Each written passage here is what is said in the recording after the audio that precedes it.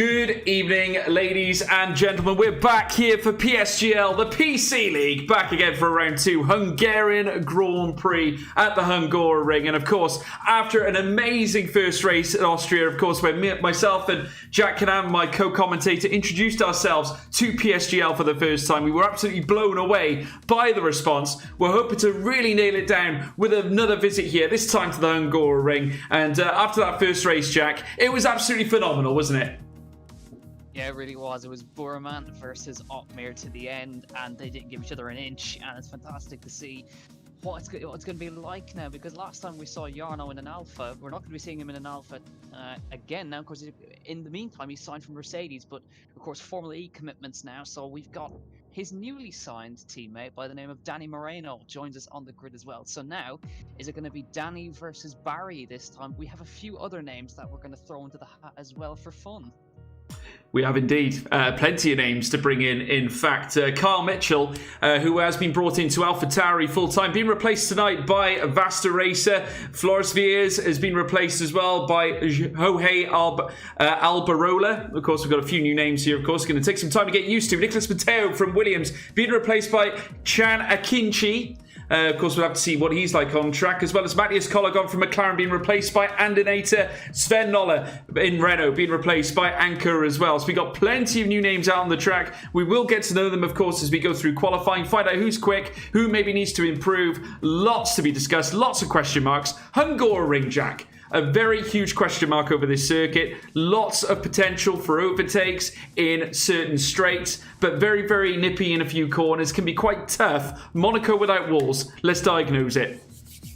Yeah, it's a hard track to overtake at. There's not a lot of opportunities once you get past 1 and 2 for the DRS zone and the main straight and the DRS zone after turn number 1. There's not a hell of a lot you can do in the middle sector because it's so narrow and tight and twisty. It's going to be very difficult. There's going to be a lot of following involved in this one, and it's going to be a lot about pit stops today as well. Safety cars, there's a high possibility of them around here as well, so it is going to be a case of who can keep it out of those walls as well. We have a few other drivers that are making, of course, their first appearance in PSGL, namely one Fabrizio Donoso in the Renault, and great to welcome as well Simon Weigang joins us in the Haas as well. We also have a full grid tonight with some new faces and some old ones that we're all familiar with as well. But if you missed the last race, where were you? Barry Burman taking the win, of course, and pole, and I think he got a Grand Slam actually. He got the fastest time every qualifying session and got pole position and got the race win in the end. So he got basically everything. I don't think he quite got fastest lap though, not quite. No, but still a 4-point gap. That's 4 points, folks, in between him and Jarno Otmir, who's in P2. And of course, like Jack quite correctly said, Jarno Otmir not here tonight. He's competing in Formula E in the virtual event they have there. Of course, TRL Limitless, JD, James Doherty, is overseeing him, engineering him for that event. But not forgetting, we got Danny Moreno stepping in, of course, the Spaniard, the machine, as I call him, coming back to roost here at PSGL, here in the PC Championship. And now, just to give us a little bit of a breather, going into the Hungaroring, we have this little preview video for you.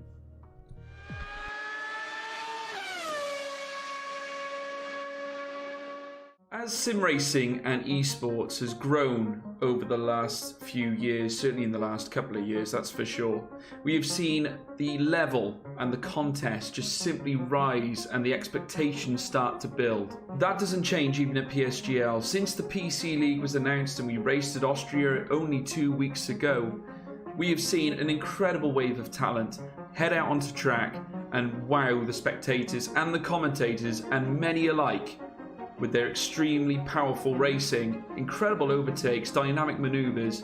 It's been simply scintillating to watch. Now we're heading to the Hungaroring now, which will be on Thursday at 7 p.m. We will be seeing yet another turn in the tide. Jarno Otmir, of course, who was announced as the Mercedes driver for the new F1 esports season, has now moved over to Mercedes, leaving his former teammate Barry Burman here in PSGL, formally solidifying that potential rivalry that we are expecting to see out on track. Of course, this means, of course, due to Jarno's move to Mercedes and his participation in Formula E, that Danny Moreno, his new Mercedes teammate, is going to be taking the seat for the Flying Dutchman. Now, we've witnessed so many battles with Danny Moreno and Jarno Watmir in the past, but the question is, how will they cope in a teammate environment? Danny Moreno, of course, Rookie of the Year in F1 Esports last season, going up against the current esports world champion, Jarno Watmir. It's going to be tremendous to see. How is the differential between the two drivers going to affect the Mercedes team in the PSGL season? And what will this lead to them, or lead them to be, in F1 Esports? We've got lots of young pretenders coming up through the ranks as well. One in particular, Dylan Warren, a spectacular race last time out.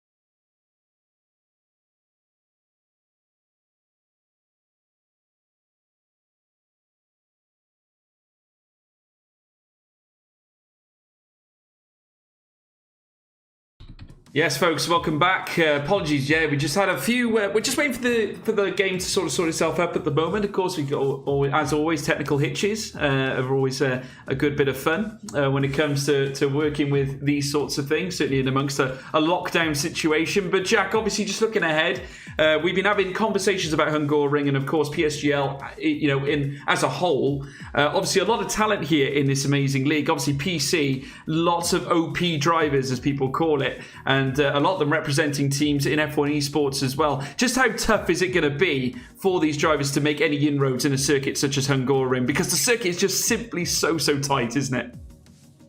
Yeah, we're going to get a lot of trains today, as we normally do. In this championship, and it's going to be interesting to see if the guys who are not involved in F1 Esports can just get themselves sandwiched in between the F1 Esports drivers and get used to everything. I'm just going to give you a quick reminder, George, to click the spectate button there, otherwise we're going to have you on track. We don't want to see that, do we? Well, I tell you what, that would be a blunder and a half, wouldn't it? Yeah, so the game, obviously, if you're wondering why there's a slight delay, there has been a little bit of stability issues today with the game, so we're hoping that we're going to get through everything today unscathed, but there seems to be server problems today, so we're going to make do with what we have. We're just readying up in the lobby now, getting ready to go. But there, as we're going back to the point before, we're going to see a lot of those slipstream trains that we're so used to in F1 Esports, and it is going to be those same guys are going to be battling it out. But it is all going to come down, as we say every week, it's going to come down to the strategy. Yeah, absolutely. Strategy has never been more important. Despite it being what they would consider Monaco without walls as such, still, strategy still counts. And of course, like every circuit, it has its own little bugbears, but its own little, I suppose, operatives as well. Certain positives that you can take from a race, and certainly something that can certainly, I suppose, shoulder your opportunities during a situation over several laps. Of course, you need to try and define your strategy in order to benefit yourself. And of course, throughout this race, we're going to start seeing a lot of that. A lot of these guys are obviously aware. They're professionals. They know exactly what they're doing. They're going to look to apply their trade across this circuit and through this entirety of the race as well. But it doesn't just start with the race, though, does it, Jack? Qualifying is so important, and especially here at Hungary. Yeah, absolutely. Of course, if you're unfamiliar with everything, we have a full qualifying format as well, Q1, Q2, Q3. So it's all about saving those tire sets for the Q2 and Q3 sessions. So don't be surprised to see a couple of guys go out on inters for a first run to save a set. So qualifying, again, is going to be so crucial for the track position. Track position is key around Hungary. So it is all about getting at the front of the field, or as close to the front as you can, or qualifying inside the top 10 on that alternate strategy, which we know is so strong on this game as well. We're going to have another, I think, 5-minute delay here. We're just getting another lobby set up just to make sure that everything runs smoothly. We've been having some small desync issues today, so we're getting everything restarted and ready to go, but I'm sure the wait is going to be worth it, because it certainly was last week. Yeah, Jack, without a doubt, it was absolutely scintillating. I mean, Austria did not disappoint.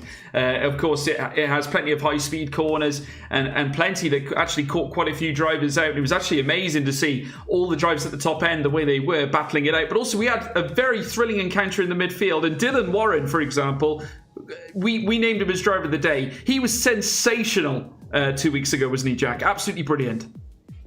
Yeah, he was up fighting in the podium spots between everyone up there, but he just couldn't quite hold on. But even so, his performance was really impressive in Austria, and especially around Austria with a track that's short, that competitive, in a field this competitive. It was really nice to see him fighting up there. As we'll see if he's going to be able to replicate that this week.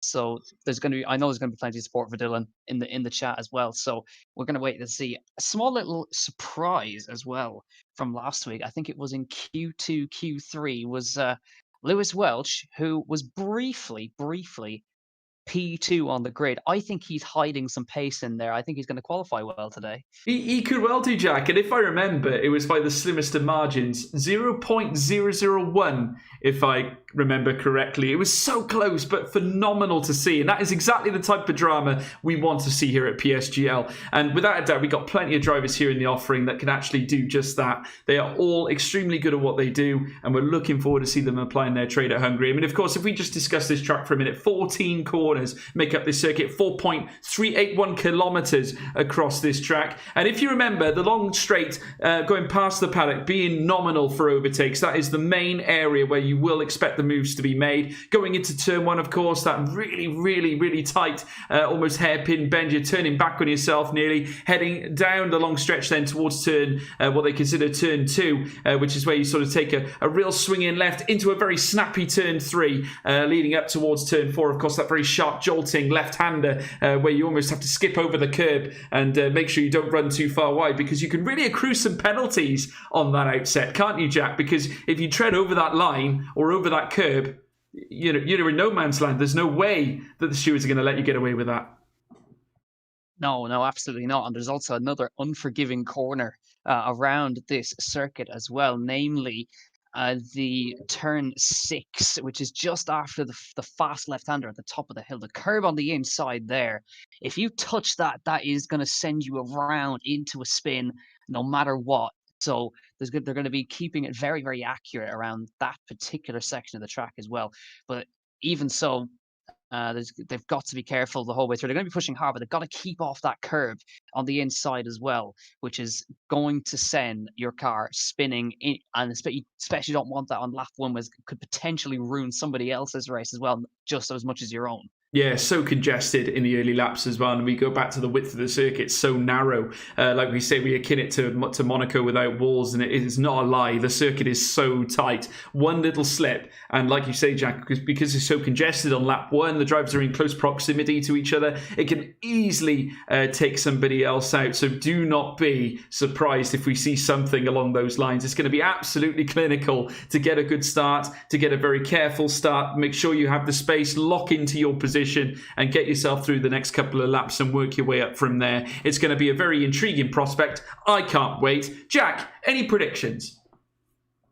Oh, any prediction? It's always a tough one going into a race like this, but we know how quick Barry is. So he is probably, I think, I'm going to just go out on a limb and say Barry's going to get pole position today, but I think it is going to be a humongous fight between Danny Moreno, I think, and Philip Preschnader was really impressive last week as well. They're fighting for a podium, so I think there could be maybe a surprise package there. Philip Preschnader, I think, could be up there fighting for the win, but basically anybody on this grid basically win. That's the beauty of PSGL. But I'm gonna say that it's gonna be Barry for the win, I think, but only just.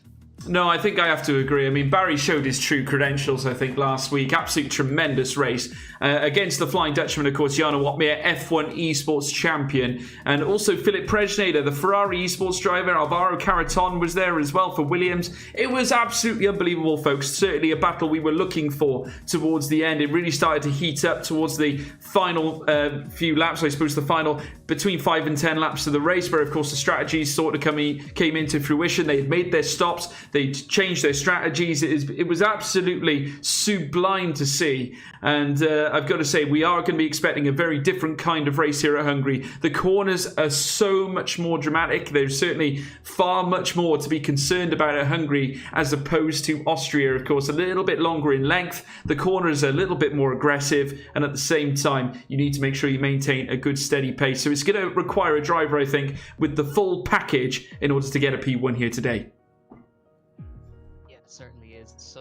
seems desync issues are persisting the whole way through this one, but I think we're going to have to get underway now in this one, as far as we're aware. So the desync issues, the game issues are really hitting us tonight, but we're going to plow on, I think.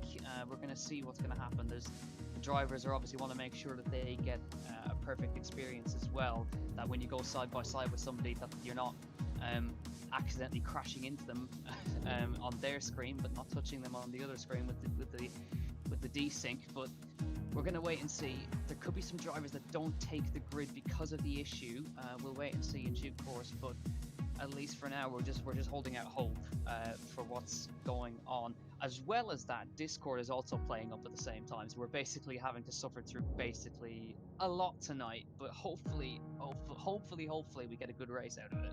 Yeah, being hit with both barrels tonight, folks. Unfortunately, obviously the current issues we've been having, obviously in terms of getting into the lobby, is one side of the matter, but then also it does seem to be affecting some of the mic levels as well. So I do apologise if there are any issues. We will, of course, be giving you or trying to give you some of the best coverage going.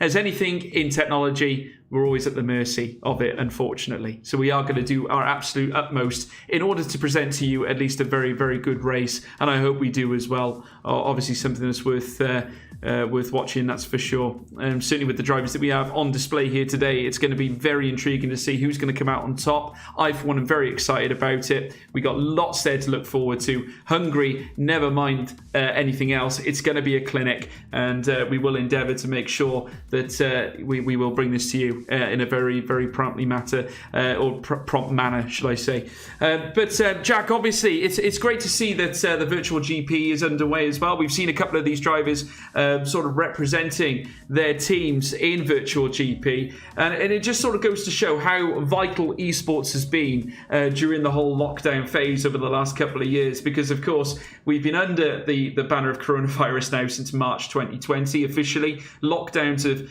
have sort of dominated our day-to-day lives, but I've got to say, the one thing that has remained has been esports, and of course the matter of fact that we are going to be broadcasting, game content and live racing throughout this period. I think obviously it's a testament to the situation we're in, isn't it? Yeah, absolutely is. When we get sim racing onto TV during lockdown, I mean that's something else. So it's really been a boom this period for esports. It's fantastic to see, because it just needed something to propel it forward.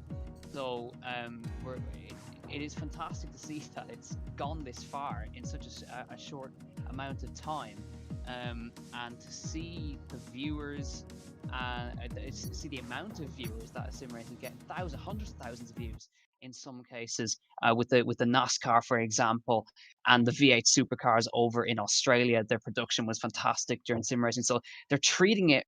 What's great is that they're treating sim racing as if it's real life, and we're getting closer to that perfect merging point of sim racing and real life racing becoming almost as one, that one can be a stepping stone to the other.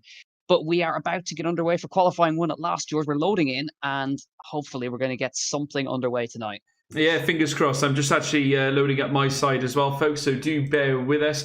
Obviously, not the ideal situation tonight, so obviously we're just hanging fire, waiting for everything to become available. But yeah, we are looking forward to the prospect that is qualifying, of course. We want to hear your predictions in the chat as well. Of course, you, the viewing public who have come to join us this evening, we're very, very appreciative of having you all there to obviously to witness what's going to happen here on track tonight. And obviously, a lot of supporters there for Dylan Warren, I can imagine, after his superb performance at Austria a couple of weeks ago, but also for the newcomers as well, the likes of Danny Moreno stepping in for Jana Watmir. I'm really curious, Jack, going into Q1, how much of a difference that's going to make to Mercedes' performance in this session.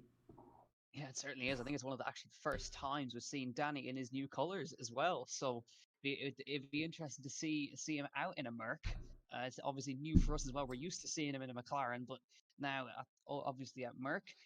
Looking like a dry Q1 at the moment, George, but some very dark grey clouds hanging over the top of the circuit at the moment in Q1. 18-minute session, of course, and the drivers from 16th down to 20th at the end of the session are, of course, eliminated. All quiet on track at the moment. drivers will just want to be saving tire sets, etc., etc. But nobody wanting to be the first out on track yet. And again, we had, of course, remember back to Austria, George, where we had the weather come in very, very fast. So I wonder. It doesn't look like it's going to be raining anytime soon because the drivers are not rushing out onto the track like they were in Austria. No, they're taking their time, Jack. They're taking their time, which is obviously, I would call that a good sign. Maybe obviously waiting, or even though it looks like that we have a couple leaving the session, I think there must be still some issues, I think, with the current state of the lobbies. We do obviously apologise, folks, for this little occurrence. It's obviously technical difficulties are a part of computer. We understand that, but obviously we'll have to wait and see where this leads us. Obviously, like you say, the grey cloud's currently covering the sky, but may not be the be-all and end-all for qualifying, Jack. No, certainly not. And we're just waiting to see what is happening. I have not seen a single car take to the track yet. So I'm wondering, again, like you said, George, is there something going on here? Because we've ticked past 2 minutes gone in qualifying and not a single car has appeared out on track.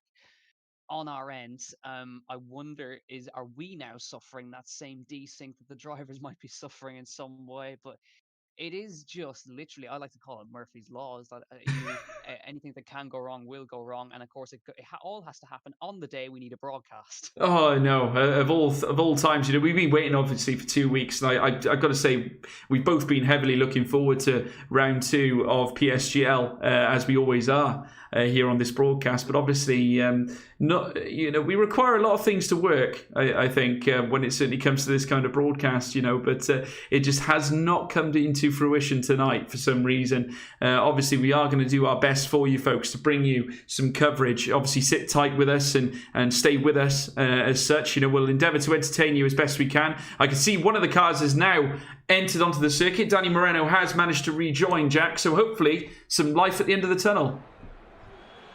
Yeah, absolutely, and I believe also Fabrizio Donoso is also out on the circuit as well. So we've got Donoso out on the intermediates as well. So we've got a couple of guys now. This is what we were expecting to see. Was drivers heading out on a set of intermediate tyres to save a set of the dry tyres. So you'll see Donoso in full dry conditions, of course, absolutely sending it around on a set of wet tyres, essentially. But this is just this is a normal tactic. Do not adjust your TV sets. This is what's happening.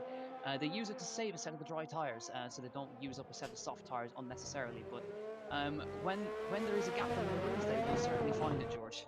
Yeah, absolutely. And we're now seeing Fabrizio Donoso whip his way around the next right-hander, of course, on the intermediate tyres, as you've quite rightly said as well, Jack. I mean, of course, this Renault, nonetheless, Fabrizio Donoso, tenacious as he is. You guys might remember him back in what would it be? I suppose 2017, all the way back at the first F1 Esports event where he challenged Brendan Lee for the 2017 F1 Esports Pro Series Championship. It went right down to the wire in Abu Dhabi, and I got to say, he did not disappoint. They really brought a spectacle to Abu Dhabi, and it was absolutely sensational to watch. I have since rewatched it several times since then, but this Chilean, he certainly is a charismatic figure. Yeah, he really, really is. Barry Borman not opting for his intermediates. He's using a set of the medium tyres at the moment. He's actually going to be setting the first flying lap of the session on a set of the harder compounded tyres. So let's see what he's able to do. He's going to use that set now as it comes across the line. Here we go. And the winner from last week, of course, and the man who took the Grand Slam almost apart from the fastest lap at the very end, is now the man who's going to guide us around Hungary. He is indeed, and making his way around the next left-hander. This, of course, the swinging left-hander, and this Alfa Romeo certainly knows dominance. It, of course, secured Jarno Watmir his F1 Esports Championship this year, or last year, should we say. He's gone purple already in Sector 1, but already invalidated, Jack. And it goes back to what I was saying before, that certainly the exit there leading out through that snappy left, that, of course, being that of turn 4, it can really catch you out, and it certainly has done a number on Barry Burramand here tonight. He has already invalidated his first lap. Not ideal. No, but it's the perfect time to find the limits, of course, is on your first run on a set of the medium tyres as well, so you're not using up a set of the softs on the invalidation, because it is every little bit counts in this championship. So if you can at all avoid invalidating on a set of the softer tyre, then it is advisable. But he's used up a set of the mediums, and he's now found the limit of where he can go, which is always the way to go. So he's going to go straight in for another one, as far as I know. He's going to put another lap on those tyres and head for another go. But it certainly looks pretty slippery out there on those medium tyres at the moment. I don't think there's a couple of others. Josh Idabu's out on the mediums as well, and a couple of others out on different compounded tyres. It seems that we've got a couple that are now switching on to the soft compound tyre as well. So we will find out who's on what in just a few seconds time. Yes, we've got basically an even split between the field between mediums and softs, and nobody has actually, funnily enough, opted to go out on inters apart from Fabrizio. No, absolutely. Well, I'm just seeing Alberola currently out there in the Haas car tonight, and he's invalidated his lap as well. He's on the soft tyres, waiting to obviously go round again, looking to set maybe a fast lap this time. We've got a few cars now out on track, which is good to see, and plenty out there looking to certainly shake up the billing. And as you can now see, a racing point there darting through. There's the Red Bull, and that's certainly being that man. I think Kauppinen as well has just set a fastest lap at 1:24, and the teammate of the Red Bull we just saw as well, that of course being Julian Naumann, but Ate Kauppinen at 1:24.66, and there's Burman out of nowhere at 1:24.667, a sublime lap to get things going, medium tyres of all things, and I'll certainly put him in good stead, but Idabu trumps him here after Death Jack. Idabu by just a few hundredths of a second. I was watching his sector times. He was purple all the way through almost. But currently a man, Alberola, currently looking very, very quick in sector number 1 at the moment. He just nipped a few tenths, but I think he's now been just pipped to that by a couple of hundredths by Fabrizio Donoso. So it's really, really close across the field right now. 26.4 in the first sector for Alberola as they head through the middle sector. And again, it's quicker for Alberola again. But remember, he's on the soft tyre, so he should be going quicker. But behind, Donoso's going even faster than the rest of them. So we'll wait to see what Alberola is able to do as he comes across the line to set a 1:13.5 on the soft tyre. Not much of a difference between both of them, but Josh Idabu, the pace setter on the mediums at the moment. Yeah, George Alberola, phenomenal lap time at 1:13.566, but Donoso, the Chilean, out of nowhere, an incredible lap time at 1:12.990. The first man in the 1:12s with a 1:12.990. The Renault team looking on in jubilation as the yellow Renault skirts its way down towards the next left-hander. Fabrizio Donoso, the Chilean, on fire here at Hungary. Sensational, Jack. Set of the soft tires now, which is what they really, unless they put an extra set in the tire allocation, they don't really want to be doing that too early on in Q1. A couple of guys behind have saved a set for later on the medium tires as Andy slots into P6 in that McLaren, which is of course Andreas Dormeyer, Shazoo Andy, who is joining us today as well as a debutant, and Lucas UK now, of course. New colours for him as well, George. He's filling that empty Alpha seat, and he's joined Alfa Romeo. He has. Big change in the mix for Alfa Romeo. And there's Louis Welch now, of course, or Lewis Welch, as he requested to be called, making his way around the next right-hander. Of course, known to being a very, very good pad player. Has gone purple in Sector 1 already on the soft tyres, so looking to go quicker than Fabrizio Donoso. And looking in certainly in a good state to do just that, as we now ride on board with him now. Let's stay on board with Louis Welch. As you can see, the halo now becomes active here on the Alfa Romeo as he makes his way around the next right-hander. And he's trying to just pump his way through Sector 2 now. He's got Julian Naumann in P10, who has currently set the lap in front of him. Of course, Moreno, who has not yet set a lap either, behind, as you can see on the leaderboard stats on the right-hand side. He's currently in Gear 5, heading up towards the next left-hander, now swinging left before he reaches the final corner. Indeed, up to Gear 4 now, up to 5th, down to 4th, should I say. Quick shift up to 5th again, and purring his way down the stretch. What's Lewis Welch gonna do? P1 at 1:12.780, secures in P1 spot for the Alfa Romeo team. Purple in sectors 1 and 3, and that's exactly what it needs to do, at least for now, to notch himself into Q3, Jack. Good start by Louis Welch. Yeah, absolutely. I think Julian Naumann Simon might be able to go a little bit faster. He was purple in sector 1. So here comes Julian Naumann, gets a little bit sideways on the way out across the line. He goes P3 on a 13.4. But a certain Vasta racer has actually now gone fastest of the medium runners on a 1:13.7, but he's put 3 laps on those mediums, so he may be a little bit used compared to the rest of them, but he is the fastest of the medium runners in this qualifying session.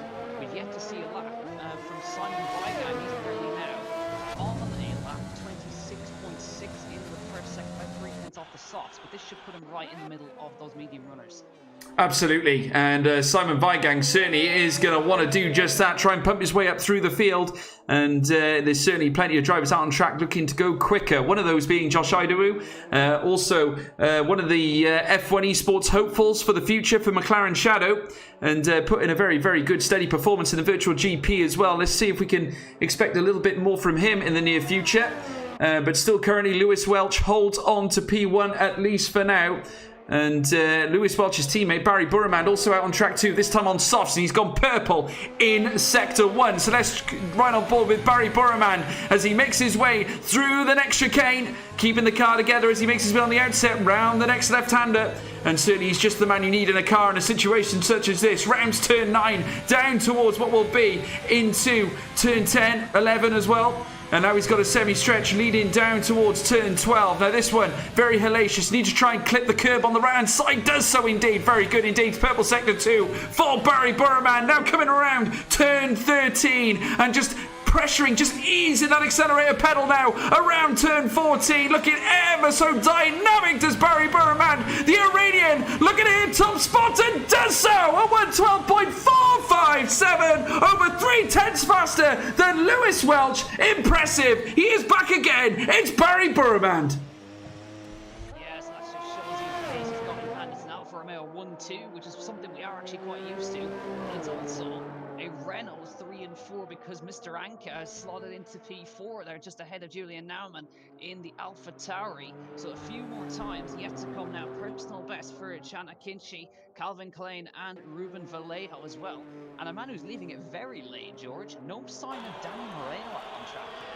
No, I believe Danny Moreno is having some issues, certainly, with the current situation in terms of the, well, certainly from a technical standpoint. Here's Brufair, and looking to make his mark here in the Alpha Tauri, making his way down towards the next right-hander, and as he does so, trying to keep it tight. Certainly, this man is one who's looking to make a name for himself. This is Valentin Brufair, coming around the next left-hander now, and of course the Scuderia Alpha Tauri team, known for success, certainly in akin to Pierre Gasly's win at Monza.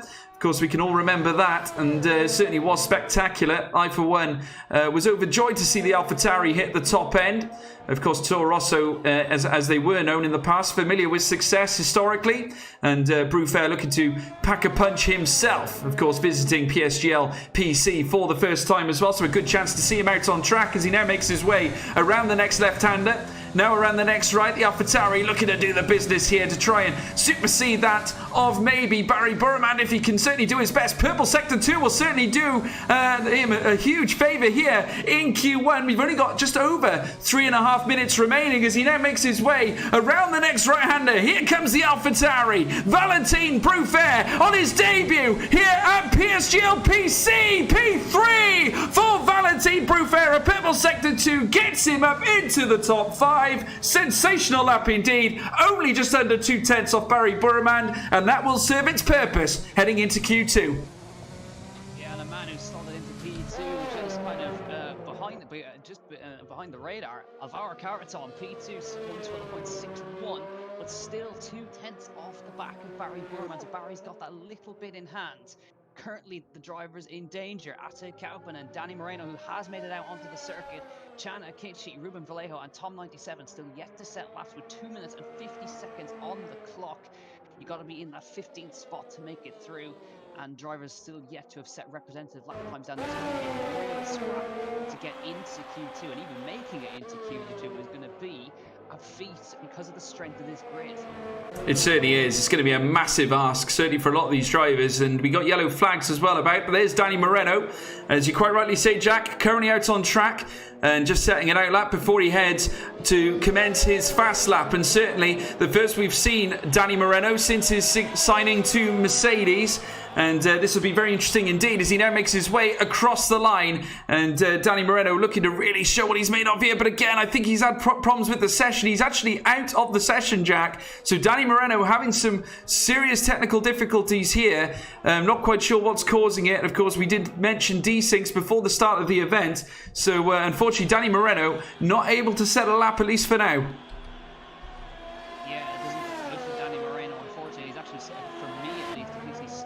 Track, so that would mean he's disconnected, but Barry Burman, he's retired as well. He's happy with where he is. He doesn't need to go any faster, so he's happy with where he is. And now Danny Moreno is officially out. Tom 97 is in the grass in sector 2. I think I would have a sneaky suspicion he touched that curve I was talking about earlier on the inside of turn number 6.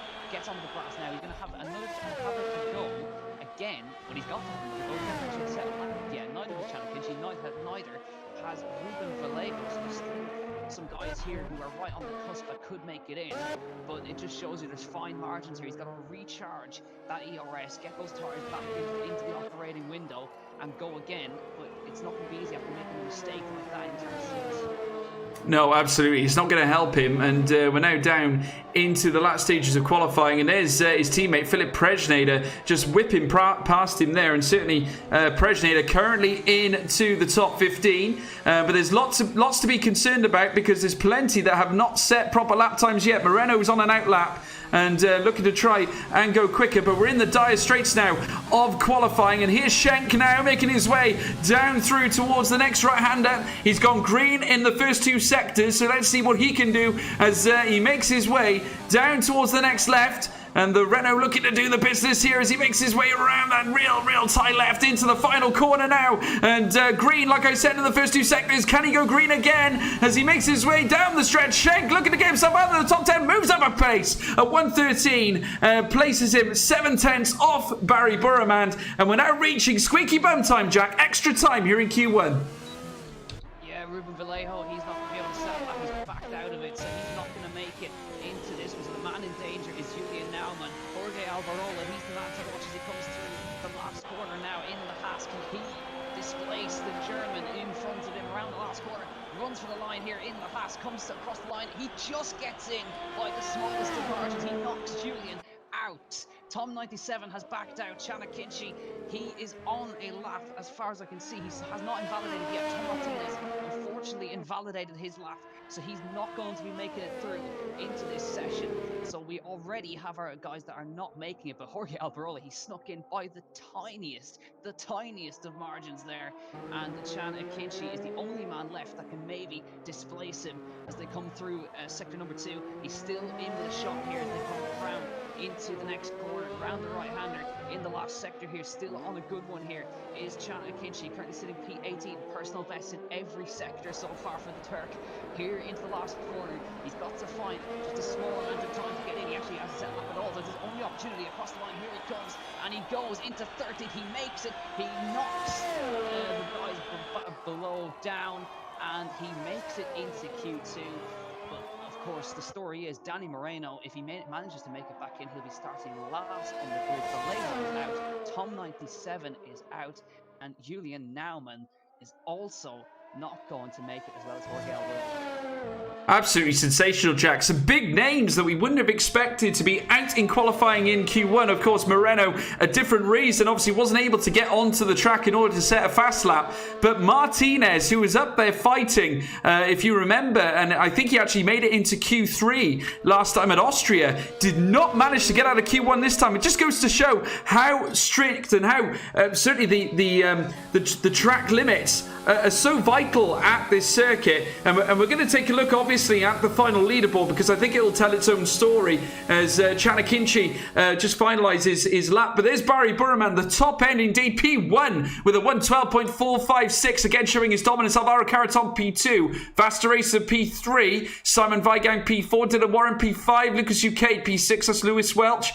Andonata P7, Philip Presnader P8, Ate Kaupanen P9, Tino Nakarunen P10, Fabrizio Donoso P11, Josh Idawu P12, Akinci P13, Anka P14, Calvin Klein in P15, but Alberola, Julian Naumann, Tom 97, Ruben Vallejo and Danny Moreno all out in Q1, Jack. Absolutely sensational scenes.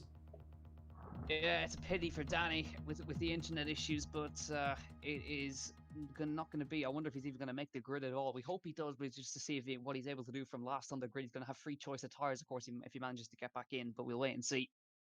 But impressive once again, Barry Borman currently still has a 100% record for setting fastest times in qualifying sessions. He's now carried that forward into next week, so that's 4 fastest qualifying session times in a row for Barry Borman.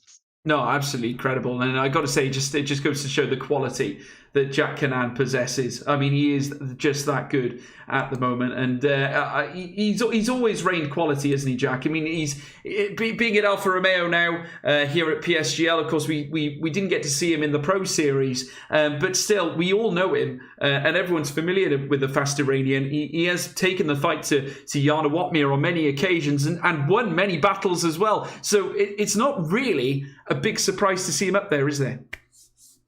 No, it really isn't, and we'll see if he's able to do the same again. Now, Q2 is the go time for these guys, because remember, the tyre that they set their fastest lap time on for the guys in the top 10 will be the tyre that they start the race on. Anyone who starts outside the top 10, of course, gets free choice of tyres, but the drivers who qualify inside the top 10 and qualify for Q3, they've got to start on the tyre that they set their fastest time on. Don't see anybody opting for an alternate compound apart from Dylan Warren is going for the mediums, and Philip Preschnader is also going for the mediums, as well as Simon Weigang, currently with the mediums fitted, and he's just emerging out of the pits right now. So if they can get themselves inside the top 10 on the mediums, they're in a great spot. Absolutely. Well, we're just going to head over to qualifying now, folks, for Q2. And, of course, we'll look forward to bringing you the next rank in our broadcast. Of course, he is one of the Renault team who are now making their way around. I believe that's actually Donoso, but there's also a Racing Point just skirting his way around. I believe that's Dylan Warren, who, of course, impressed us all, I think, at Austria not long ago. And deserves a lot of credit, does Dylan Warren, of course. I mean, he was absolutely sensational. I know he's got his supporters in the chat, that's for sure. And we'll look forward to see what he can do for us. But here's Barry Burman out on softs here in Q2, straight from the get-go. And obviously a great chance for him to really strike an impression upon this field as he now makes his way around the next left-hander. So, of course, you can only imagine there's one thing in Barry Burman's mind. Obviously, considering that Hungary is a very, very tight circuit, get your car onto P1, isn't it, Jack? That's the only thing on his mind right now. And, of course, currently fastest in the first sector. And he is just marginally quicker than Tino Nakarinen, who is also running behind them as well. So not the fastest overall sector time we've seen, but it is the fastest so far for Barry Burmans. And the only other man out there is Philip Preschnader on a time lap as well. But he's fastest by just about a tenth of a second over Tino Nakarinen, who's on the same compounded tyre. Of course, into sector 2 they'll come right now, but currently, actually, funnily enough, Lewis Welch fastest in sector number 1 at the moment, just by about just 100. Actually, no, it's Barry by literally the smallest margin. But Lewis Welch is currently right on his pace at the moment. Here comes Barry Burman. He's going to set the benchmark for Q2 across the line. And it's going to be a 112.7. Here comes Nakarinen just behind him. He's going to put a 113.2. Preschnader is the next man across the line with the mediums, and he goes to a 14.0. And that's the difference in the compounds of tyres, but that's a huge amount of time that Burman gained in that second sector on just Nakarinen alone. A huge margin. Yeah, absolutely. I mean, Barry Burman from the get-go, I got to say, slamming down a phenomenal lap. And here comes Lewis Welch as well to make it a 1-2 for Alfa Romeo. Absolutely brilliant. And only off the pace by just under 0.2 of a second, which is absolutely sensational to see. Of course, Lewis Welch, people say what they want in terms of his use of a pad, but he is incredible using that bit of kit, and he's managed to bring it home just under 0.2 off the pace. But Idawu there, out of nowhere there, with literally 0.5 of a second off Barry Burman. And look, they're all raining through now. Caraton coming into the pit lane, and there's Ate Kaupen and Simon Weigang getting up into P7. He's about 1.5 seconds off the pace on medium tyres, albeit, but still plenty to be concerned about. There's Brufair in the AlphaTauri, now beginning to make his way around the home stretch. What can he do to lay down certainly a buffer here on the lap time? Here he comes across here in this latter sector. No time set just now. Must have been an invalidation at some point, but he's making his way around turn 1 now, and must be looking to set a faster time now. But we will find out and see what Brufair can do. I've got to say, he's been very impressive given his start. Obviously, he managed to whittle his way up to the top end in Q1, so it'd be very interesting to see what Valentin Brufair can bring to the table here, Jack. Yeah, Valentin Brufair, of course, if you're unfamiliar, guys, Vasta Racer would be his gamer tag. The previous lap was an out lap, I believe. I'm just going to watch his sector times now as he heads through sector number 1 here from Valentin Brufair. Currently sitting in the 9th position at the moment, 26.3 in the first sector. Good effort. Only about a half a tenth off of Burman's time at the moment as they come through the next sector. It just goes by so quickly here. 25.3 purple middle sector for Valentin Brufair here. He's got to nail this last sector, and maybe he can eclipse the Iranian. Here he comes round the second to last corner into the last hairpin. He's got a 10th in hand now. Can he make it stick round the last corner? Here comes Brufair on a huge slide. That's the 10th gone, and he drops down to P3, and he loses exactly a 10th of a second, and that would have put him pole, George. God, that is absolutely gutting there for Valentin Brufair. He must be cursing under his breath after that sensational series of corners that he undertook, but just at the vital moment where he had to tackle the final corner, he just lost it there, and all that effort that he put in has gone away. But it just shows that he's a huge prospect here in this Grand Prix, and AlphaTauri have got to be very excited to see what this young man can bring to the table. Valentin Brufair, P3, just over a 10th of a second slower than Barry Burman. Sensational stuff, but getting very close to Josh Idawu, that's for sure. As we now see, going back down, of course, Weigang currently into P10, sorry. There's Schenk, who's just managed to get himself into P11. Alvaro Caraton's on track 2. Or at least he was. He's actually in the pit lane now, but we're now seeing Ate Kauppinen on an outlap as well. Now, Ate Kauppinen, who was pretty impressive as well in Austria, just could not quite nail it down during the race, but certainly a big, huge prospect and a very valued member of Comrade Gaming as well, Jack. It certainly is. He's making himself useful at the moment, certainly, and now on an outlap, so he's got a quieter track to use now, which is always nice in some cases to help out. So he's going to be going on a lap right now. Prejnader's back out on soft tires. He's actually about to unleash his Ferrari around the Hungarian circuit. Now remember, he was challenging for the win last week along with Caraton, so he's going to go for a lap right now. Now Karinen's lining up for one as well. Burman's ready to go again.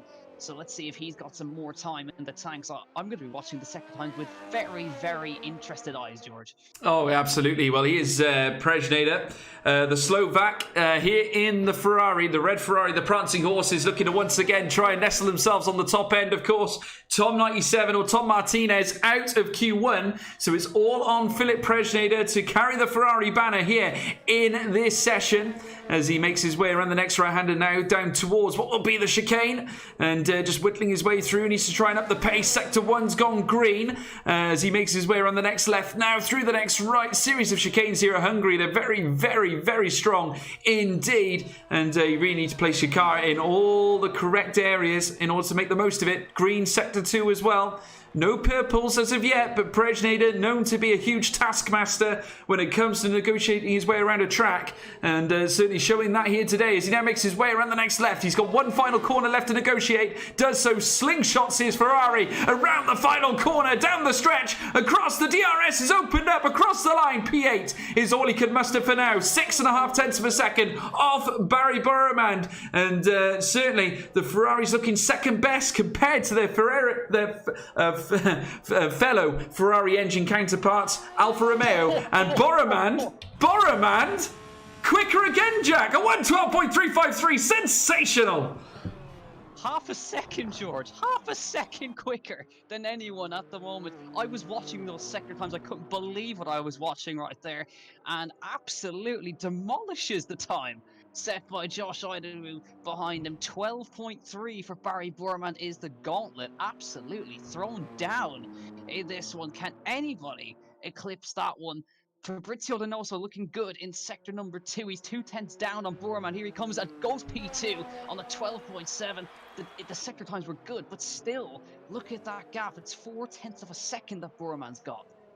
Absolutely, it's absolutely amazing. I got to say, just nearly 4/10 of a second quicker, unbelievable against Fabrizio Donoso. Valentin Bruffair is out in an out lap as well. I've got to say, I'm very intrigued to see what this young man can do. Certainly, given the fact that he nearly trumped them all in the early stages of Q2, but as he now crosses the line, we'll now witness what this man can do as he now heads down towards turn 1. He's crossed the line to commence his fast lap, and once again, we'll take a look at the halo as he makes his way around turn 1. And indeed, Josh Idawu currently in P3. He's literally about nearly a 10th quicker than Bruffair right now. But Burman 26.172 in the first sector to beat, as we now see Bruffair make his way around the very snappy quick section here in sector 1. Now makes his way around the next left-hander under a 10th slower in certainly sector 1, sorry, as he makes his way around the next right-hander, heading down towards the next chicane, and just whittling his way through the AlphaTauri car, looking very tight indeed. The setup looks good on this car as he makes his way around the next left, around the next right. Bruffair doing what he can to try and stick his car up at the top end, just whittling his way through this maze section here at Hungary. Yellow flags here in sector 2, goes green again. He's going quicker, Jack, a 0.127, just goes to show the track evolution is coming into effect here at Hungary, as he now takes the next left-hander round towards the final corner. Now just quick shifts down towards 3 up to 4th, quick shift up to 5th, round towards the final home straight now, across the line, and it's P2, a 1:12.557, I believe, just 2/10 slower than Barry Burman. Just goes to show how quick Barry went, but don't write off Valentin Bruffair. That was sensational, Jack. Yeah, really good time as well. I was watching Simon Weigang. He just popped into P4 there with a purple sector 1. Just went away from him in sector number 2, losing 3/10 to Burman in that middle sector. But Weigang's got some pace in there. Caraton as well, slotting into 3rd on the 12.6. Currently, the man who's on the bubble is Chana Kinchi in P10. Remember, anyone outside the top 10 gets knocked out and will not progress into Q3. And right now, one man who's sitting in there, 2 people actually, 3 who made it into Q3 last time: Dylan Warren, Tina Nakarinen, and Philip Fresnader. Yeah, and I got to say, very, very intriguing to see that they haven't quite scratched the surface of the top 10, at least for now. But here's Chana Kinchi now making his way around. He's gone green in sector 1, and in fact, he's gone quicker than Bruffair in sector 1 as well. So indeed, this is a great chance for Chana Kinchi to really make a name for himself here in PSGL, and certainly to take on some of the other esports juggernauts in a league such as this is very tantalising for these kinds of drivers. As Akinci makes his way around the next right-hander now, the Sophia rear wing making its way through this last stage here of Hungary, and he's gone green in sector 2 as well as he makes his way around the next left-hander. Can he do what Bruffair did, stick that Williams up at the top end? As he does so, a return to glory for Williams here. Can he join Caraton into the top 10 indeed? And as he does so, comes across the line, P6 at 1:12 and approximately 4.5 tenths of a second slower than Burman. Caraton, his teammate, P3. Looking good for Williams here in Q2, Jack.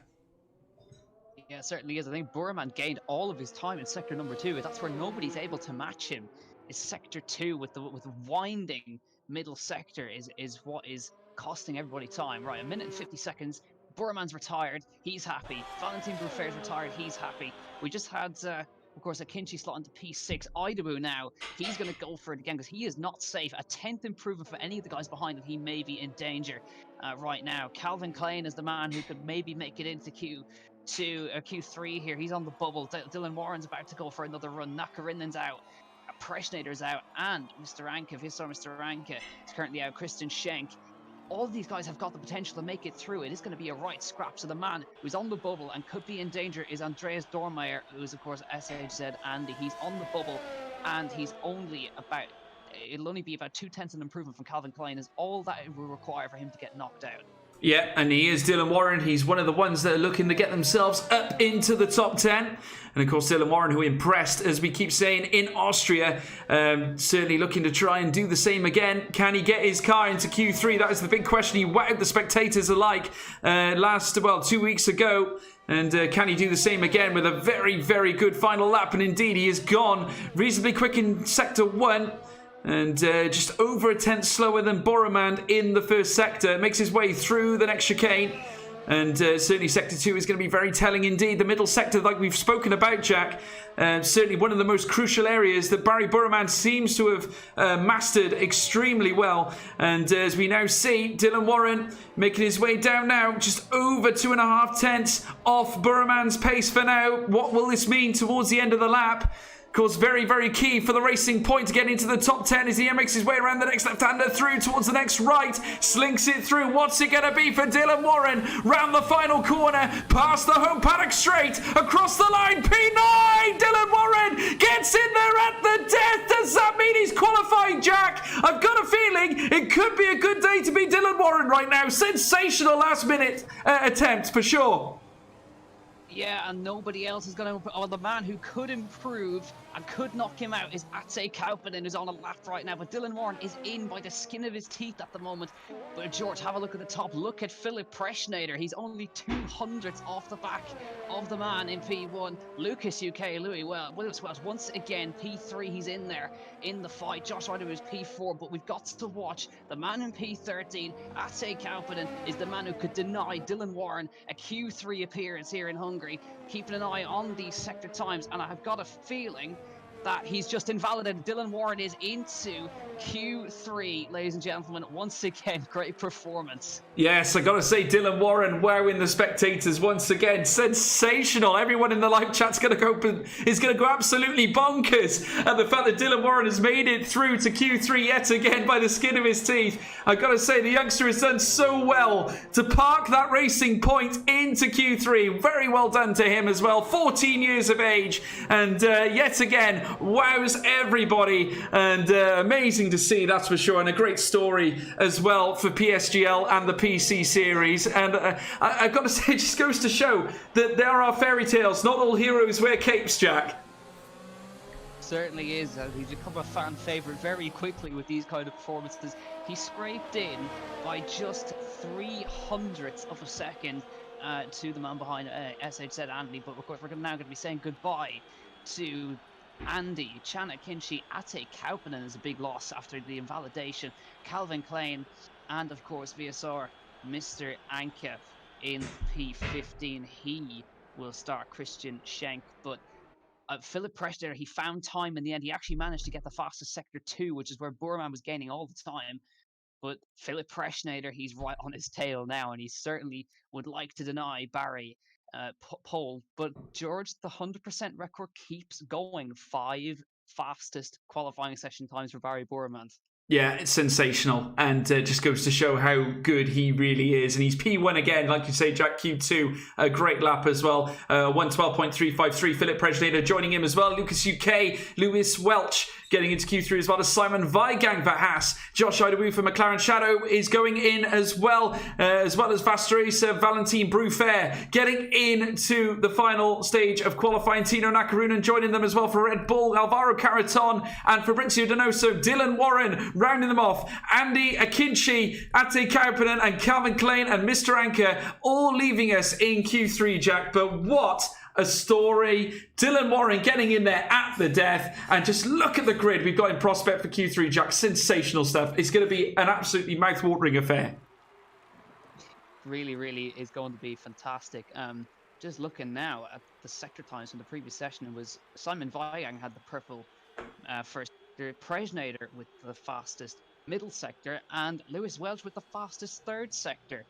So it didn't manage to they didn't manage to all hook up all sectors together, but they got purple in at least one sector each. But the man who hooked it all together was, of course, Barry Borman. Can he go for his second pole position in a row and secure fastest session time in every session so far this season? But now it's an all-out fight for pole position, and to be honest, I couldn't call it because Preschnader ran Barry Borman very close, but I just think Borman's got something left in the tank. Well, absolutely. And I got to say, folks, I want to hear what your predictions are going into Q3. This is when we're going to start seeing some real shotgun times now coming out from some of these drivers. Just look at them all leaving here very early on. I hope that's not going to be an indicator of rain, Jack, because, of course, that will put a dampener, if you pardon the pun, on this potential hysteria that is Q3 qualifying. This is when you're going to expect all these drivers giving it their 100%, all their all, in order to try and muster a very, very good advanced lap time. And I certainly would not write off any of these guys for sure. Though Barry Burman, given his recent form, 5 P1s out of every single qualifying session we've actually been involved in, can he make it 6 out of 6? Have to wait and see. We've got 2 drivers out on medium tyres, as far as I can see. I think they're just obviously saving a set to go into later into this event today. So Weigang and Lewis Welch on medium tyres in Q3, so they're not going to be able to start on those tyres, but I think they're just obviously using it to get their eye in this early part. And Caraton came out and just went straight back in again, so they're using this as just a side to run almost in this early part of Q3. But Fabrizio Donoso looks like he's going to be the man who's going to set the first time for Q3. Yeah, and he's coming down the stretch now past the paddock. And the Renault team, who are now going to be known as Alpine in this coming F1 season, he's making his way down towards turn 1. And, of course, a very, very good exit is vital heading out of this corner, heading down towards the next left now very, very shortly. And this one, very, very tricky. And as you can see, locked up slightly on the inset. Now just brushing the curb on the outset, pinging straight through, slingshotting through the next right-hander. Now he's got to come up to another very, very tough left. And without a doubt goes purple sector 1. As we now see Donoso making his way down towards the next chicane. And this Chilean, like we said before, knows everything to do, well, certainly everything about competitive F1 esports racing. Comes around the next right-hander once again. And let's see if the Renault can touch gold at least once again. Of course, they're going to be reunited with Fernando Alonso in the Alpine's new colours next season. And I've got to say, very exciting for them indeed, as we're now witnessing Donoso around the next left-hander. He's gone purple in the first 2 sectors. And he'll no doubt go purple in the third as well, because he'll be setting the first time on the board. In amongst this contingent of drivers, let's see how quick this really is as he comes up towards the line. The track reasonably warm at 1:12.967. And that's the first time to get started with. Brufair goes into second, just under a tenth off the pace. Nevertheless, a reasonable lap time, but nonetheless, I'd imagine we'll go a lot quicker heading into the second part of Q3, Jack. Yeah, it's just for reference, that's about 0.6 of a second off of Burman's fastest time in Q2. So there's certainly more time left in the tank for these guys. Man has just gone purple in Sector 1. Philip Preschnader at the moment, not the fastest overall sector time we've seen. He's about a tenth off Weigang, which was the fastest sector time. 25.3 goes purple in sector number 2, and that matches, of course, Burman's fastest sector 2 times. So here we go. Preschnader is a man who wants to get on pole for the first time around the last corner. Here comes the Ferrari, who is hustling around this last corner and run for the line for Preschnader, and he goes a 1:12.5, 2/10 off the fastest he managed in Q2, but he sets the initial good benchmark for Ferrari here, and now Burman is on a push lap. He certainly is, and this is the time for Burman. He knows exactly what he needs to do, and I've got to say, Sector 1, he's gone purple. So Burman is on a mission as he makes his way through the next chicane, and the Iranian looking to once again taste P1 for the 6th time in a row in qualifying. Can he seal the deal here at Hungary as he makes his way around the next right-hander, whips past the Williams that's dead ahead of him, just leaving him the space to get through there. And now making his way down towards the next dogged right-hander indeed. This is before the final left swing-in. Or left swinger, as he does so. You can see the smoke billowing out from those tyres as well as he now applies the brakes as he comes through the final corner at turn 14. Very shortly, down through the long straight. Can Burman touch pole with 2 first purple sectors? P1 with the 3 purple sectors. Sensational, the record still stands. 6 fast laps, 6 qualifying sessions. Burman's on pole at 1:12.386, and he goes just under 1.5 tenths quicker than Philip Preschnader. Absolutely superb, Jack. Yeah, really, really good times there from Barry Burman. He gained it all again in those last 2 sectors. He was marginally quicker than Freshener in sector number 1, but not by much. Now, a man who's looking really, really good in sector 1, Simon Weigang. I'm liking the look of those sector times by the German. But actually, it's Caraton who goes purple in sector 1 right now. And he has to back out, unfortunately, because he managed to invalidate it, as does Simon Weigang as well. So both of those guys were on really good laps there. But Weigang is not going to be able to set a time here. It has been invalidated, unfortunately, for the German, and he's going to have to go again. He's going to have to recharge the ERS. But Caraton, he's looking good, George. He managed to get a purple sector 1 and almost a 10th in hand over Bourmont. Yeah, and Lewis Welch gets into P4, so he makes his way ahead of Valentin Brufair, and he is now sitting in 4th position, and second row of the grid, and that means you've got an Alpha on the front row and the second row, so good showing for them, though I'd imagine Lewis Welch would have liked to have parked it alongside Barry Burman, his teammate.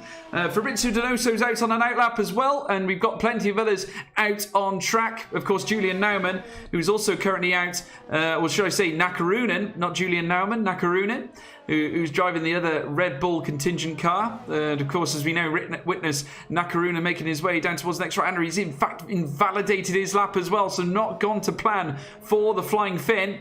And he's going to have to go again very, very shortly. And Alvaro Caraton, who's also invalidated, is going to look to go again as well. We've literally got just over 4.5 minutes remaining in qualifying, Jack. Still plenty to play for here. And maybe an opportunity for the track to get a little bit warmer. Maybe get Caraton and Weigang to post some quicker times. There's obviously still plenty of cards left to play here. Yeah, certainly is. And Donoso is now pretty much he's got the track to himself now to go for a lap by himself. He's on a push lap. We're going to keep an eye on the sector time. 26.24 in the first sector, which is only 300ths off of Burman. So keep an eye on Donoso. But this is where Burman is so strong in sector 2, flinging it through this next sector. It's a 25.2 that we're aiming for versus Burman. And again, there's an invalidation, George. The big moment for Donoso. How on earth did he keep that in a straight line? Gave a drift tap to the barrier on the way through, but that is that run completely gone, but that was on the edge. He was very lucky that it was the rear end and not the front, because that would have sincerely cost him. Obviously, the suspension on these cars is so fragile at times, and certainly if any part of the front tyres touched that wall, that was going to be good night Vienna, that's for sure, and Donoso would not have been able to go quicker. And it would have no doubt been a DNF. There's another car leaving the garage there. I'm not quite sure who that is, but certainly at this stage we'll be witnessing now. And indeed, is Dylan Warren out on an outlap, looking to go quicker himself as well. Of course, currently in P8. He's not out the woods. I mean, all of them within a second of Barry Burman, Jack. So they're all going relatively quick. And certainly I wouldn't write off any of them to go even quicker, shall I say. Because, of course, we know a lot of them. They're all professionals. And I've got to say, even though Barry Burman has been a sensation over the last couple of races, or certainly ever since we started the PSGL PC series, it doesn't mean to say that anyone else can sort of, jump on the bandwagon and sort of run with the ball here, because certainly the likes of Dylan Warren, the likes of Josh Idawu, Nakarunen, Brufair, they've all proven themselves, and they all by rights could really take Burman to task over this. Certainly could. They want to stop this this run of form from Barry Burman at the moment to see if he can knock him off pole position after he's secured the fastest sector time, or the fastest times in every session so far. And let's see who's going to be able to do that. The only man who's been able to match him so far today has been Philip Freshenader. He was the only other man to get into a 12.3 versus Barry Burman, and he actually managed to go 100th faster than what Burman has just done now, 12.3. But it is now the last 2 minutes of qualifying, possible 2 runs for the guys, but surely just 1 remains, and it is going to be something else to watch this one. But it's going to be, I think, Dylan Warren, the first man, who's going to set us off in this one. Actually, it's going to be Lucas UK, the first man to get a lap time under the belts. Yeah, well, Dylan Warren's just now making his way down towards turn 1, so we'll come back to him in a moment. Lewis Welch, of course, out on a fast lap too. So we'll keep an eye on this man as he makes his way down towards the next left-hander. This, of course, being that Austasius turn 2 into turn 3 now. This very, very quick draw into the next right-hander. And very shortly making his way through that very tricky turn 4. Here he comes. Purple in sector 1, Jack. That's impressive. 26 exactly. That is genuine purple as well. 26.17, fastest of anybody on the night for Louis Welch. But there's Borman. He finds another 10th in the first sector, George. 26-0 in sector number 1. Dylan Warren has backed out of his lap, but Borman, this is going to be a sensational lap time if he manages to keep this together. Louis Welch is on for a good lap here, but Borman might be able to just smash it out of the park here. Well, Louis Welch here is looking to go quicker than certainly P4, and he's got a queue of cars coming in behind him. So, of course, not only is he going to be coming around, but so is Dylan Warren. Not forgetting Barry Burman, who set that purple first sector. Here comes Louis Welch. Where is he going to park his car now? P3! He's gone ahead of Fabrizio Donoso. Barry Burman about to come across. He's got purple in the first 2 sectors, or he did so. He comes across the line and goes on 112.148. Sensational from Barry Burman. Incredible at the death here in qualifying with 25 seconds to go. Sensational lap. The Iranian wows the spectators again, and he's in P1, Jack. And Preshnader couldn't do enough. He invalidated the last sector. Josh Idu, who pipped him to P2. This has been incredible stuff. There's Weigang into second with a fantastic lap from the German in the Haas. Now, who's left to come? There's not many more to come, but what a lap from Barry Burman. 112.1, 2/10 faster than Simon Weigang in that Haas. Idu is P3. Preshnader is 4th. And Louis Welch will be in P5. Donoso is also now, he's actually on a lap right now, so do not discount Donoso from this one, but he's got a lot of time to find in this one, as to keep an eye on these sector times. But it was purple sector 1 for Bormans in the end. With that first sector was absolutely phenomenal. He's just, nobody's been able to match that, but Donoso is the man who can challenge the men's in front of him. 26-2 in the first sector, 25-5 in the middle. I don't know if it's going to be enough to get up into P5. He may be able to displace Tino Nakarinen, who couldn't quite improve there. Into the last 2 corners comes Fabrizio Donoso. He only needs to find 200s to displace Tino Nakarinen. Dylan Warren into P6, just outside the top 5, out of nowhere. Great performance for Dylan Warren. Here comes Donoso now, and he comes across line and goes 5th fastest on the 12.481, just a couple of thousandths. And there's Valentin Bruffair, 12.41. Awesome performance, but nobody can beat Borman. It's a clean sweep once again, 6 in a row, George. Sensational from Barry Burman. 6 qualifying sessions and 6 P1 finishes. Barry Burman, a sensation here at Hungary. But you've got to give credit to the other guys as well. Let's have a look at the final standings. Barry Burman, P1 heading into the race. Sensational, 112.147. Decided that P1 spot. Simon Weigang at the death, completing the front 3, with 2 of them being of the German contingent.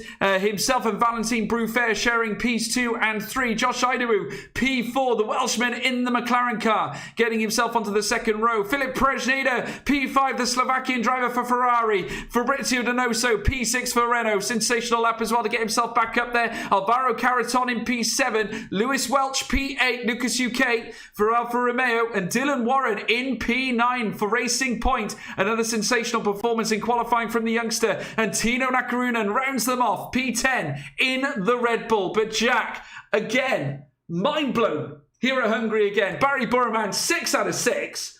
Where does this man stop? I don't know. It just always seems to have something left. He has extra time somewhere. He finds it where it just can't be found, it seems. And nipping a 10th in each sector is phenomenal. And to have nearly a 2/10 gap over a driver like Simon Weigang is really something else, and a real talent. But can he now convert it into another? Oh, here we go, George. It is lashing rain in Hungary. It certainly is. The rain is coming down in abundance, folks, and very shortly we're going to be bringing you the start of the race. Of course, we will have the formation lap to make sure that all the cars are out there and they've got their tyres and their brakes warmed up, ready for the start of the event. But the rain is absolutely bucketing down. This is why qualifying is so important. You can imagine how treacherous the conditions are going to be here at Hungary, given the fact that all of these guys are going to have prepared on dry conditions, but obviously the wet weather is absolutely coming down in an abundance. And we're just heading over. These are our shots here of Hungary now, and Barry Burman just scaling his way on wet tyres around turn 1. Absolutely sensational. This track isn't the easiest to negotiate your way around, but add water to the equation, Jack. Aquaplaning, all these possibilities that can really upset your performance. It's just going to be chaos, isn't it? It really is, and fantastic to see, George. Danny Moreno has made the grid. So Danny Moreno in the Merc. I think this is one of the first times we're going to see him out in his new colours. We're going to be starting last in the full wet conditions. I mean, you can never discount him though. Watch out for him, Danny Moreno. But it's a full wet race, ladies and gentlemen. And we know, we said to Barry last week that he said he's been really trying to work on his wet weather pace, and this is a perfect opportunity to prove that. We obviously had the intermediate conditions in qualifying in Austria, but now we've got the absolute full wet conditions, and there is zero grip to be found out there. Well, no, you can just see Danny Moreno in the eye shots there. Of course, like you said, Jack, we have not seen him actually lay down a lap here in qualifying. So he's coming into the track in a very unknown situation. But of course, he is a professional. He's signed to Mercedes. He's there for a reason. He knows what he's doing. So let's hope that he can turn it all around like we know he can. He's got a lot of talent as Danny Moreno. So do not discount him. It will be the last thing you do. And they're now making their way through the middle sector into what will be Sector 3 very shortly, and I can certainly imagine that Danny Moreno has only got one thing on his mind, and that is getting a very nice getaway, take the advantages when they come, and you can now see the cars now whittling their way up towards their grid positions. The rain is cascading down, Jack. Any predictions from yourself? Oh, I couldn't call it. I was going to say Burman all the way, but with the conditions, I just don't know. It's all going to come down to the start, I think, because these guys have not practiced wet weather starts, and they're so difficult to get off the line. So I'm predicting, what I'm going to say, Danny Moreno is going to get a top 10. Well, I got to say, it'll be a huge effort from him if he does so. We're just waiting for the lights now to go red, folks. Keep it with us. First light, second light, third light, fourth light, the fifth light! And it's pedal to the metal. Go, go, go, go, go, go, go! Barry Burman out like a shot as well, despite the wet weather. Alongside him, Simon Weigang for the Hasti, but Barry Burman clear. Working on the wet weather has certainly performed for him. Josh Idawu in the mix as well. Valentine Brufair taking the outside line, but Barry Burman away like a shot. Blue flag conditions. Do not pay attention, folks. The water's coming down, but Simon Weigang remains in P2. Barry Burman in P1 though, leading the way. Josh Idawu in P3. Do not get mixed up on the timing tower. There's Philip Presnader making his way up as well. But Jack, a very clean getaway despite the conditions. But it is Burman. He is your race leader. Yeah, that was an awesome start from Barry Burman. Full car length clear off the start line there. And George, Danny Moreno, P12. I told you to watch out for him. 8 positions in the first few corners. He's on a big charge. He's in from 20th to P12 in the space of the first sector. Well, we're just running on board with Danny Moreno now, and he's already diving down the inside. He's a man on a mission. The Spaniard looking to let fly here, and he had a little look there at Andy there in P11. Of course, we just look further up now, and you can see the McLaren. That is, of course, Andreas Tormeyer, who's currently in P11. He's starting in P11, has not gained or lost any places. He's sitting tight there indeed, in behind Dylan Warren, who is there in the racing point. But what a start indeed by Danny Moreno, and who did exceptionally well to gain all those places. Barry Burman still on top though, and what an insane start he got indeed. Just got out off the blocks like a shot down towards turn 1, and it was a sensational maneuver. Presnader dropping down through the grid order, I believe, or maybe that's a little bit of a glitch. He is down in P5 for now. Josh Idawu in P4. They're all in a train making their way around turn 1, Jack. It's all she wrote for now, but currently Burman in front. The Alfa Romeo doing exceptionally well from the start. I kind of wish I was streaming on my view on board with Danny Moreno. That start was absolutely mad. I think he made it past 4 or 5 cars in turn 1, then plus another couple in the next sector. He's already trying to challenge Dormeyer as they come up into the left-hander, but that is just brilliant driving from the new signing for Mercedes. But currently it is Bormann from Weigang. He's got 0.6 of a second over him. Josh Idawu is P3, and then it's Preschnader who gets into that P4. Donoso is in the top 5, of course. The man who's gained the most positions, obviously, is Daniel Moreno, up 8 positions from where he started. Everyone else is up about 1. Lewis Welch, of course, is up 2 positions. It was a poor start for Valentin Bruffair. He just got shoved out wide in turn number 1 and dropped down to P7 as a result. So that puts Josh Idawu up a position into that P3 position. But still, Bormann comfortable in P1 at the moment, but Weigand's not letting him go anywhere. No, not at all. Weigang currently around about 0.5 of a second, folks, and not far away. He's just clocking every move that Bormann makes. It'll be interesting to see what the weather does. It does make you wonder, although the fastest laps are beginning to trickle down. Currently owned by Josh Idawu, who had a very good start to this race. Of course, kept it clean, tried to make a move into P2 from the get-go, going in towards turn 1. He got very close as well. Alvaro Caraton also going close as well to Valentin Bruffair, and indeed just clocking that AlphaTauri as well. The Spaniard Alvaro Caraton, who is very well known to be a very majestic driver indeed on his own right in the Williams car, of course, representing Williams Esports, currently in P8 and only 4.5 of a second off Valentin Bruffair, at least for now, as they make their way around the next right hand. You can just see the water dripping from the sky. It's cascading on the circuit, making it very treacherous indeed. You can see the groove tyres out on track, and a little bit of slipping and sliding as Caraton makes his way through the next chicane. These conditions are not ideal, Jack. No, certainly not. This is not what these cars are made for, but it's given them a right challenge. Bormann gaining a big chunk of time, and that's his second sector. Now breaks it out to 1.1 seconds. 1.2 it goes out to on Weigang, but I think at this point they're still adjusting to the conditions. And we see Lewis Welch starting to put some pressure on Donoso in front. Actually, he's right on his tail here. Now, no DRS, of course, in the full wet conditions, so it's all going to be about ERS deployment, traction out of the zone. Look at Lewis Welch. He's going to go around the outside of Donoso into the last corner. Donoso's really struggling in these conditions. Big slide, and Lewis Welch goes around the outside of Donoso. That is sensational overtake. Absolutely courageous there, indeed, by that man, certainly Lewis Welch, who's just moved over to the Alfa Romeo team on pad of all things, as well, in such treacherous conditions. Overtakes Fabrizio Donoso, for all his experience, just could not keep Lewis Welch away, and he's managed to make his way up into P5. Sensational manoeuvres there by the Alfa Romeo. The Chilean is going to have to live to fight another day, but he's not out of the question. He's in P6, albeit just over a second gap separates them now as they make their way through that whip of a turn 4, but Lewis Welch getting away extremely well and laying down a hammer. Danny Moreno, of course, as well, trying to make his way through. He's trying to clock every moment that McLaren ahead of him makes as they make their way towards the next chicane. And Moreno has been on such a charge since the start, and he has not left the behind of that McLaren, Jack. Absolutely amazing. He just can't make the same progress that he did on the first lap. He's just kind of stuck in the train right now. But not the worst thing in the world in these conditions. You can follow the car in front of you.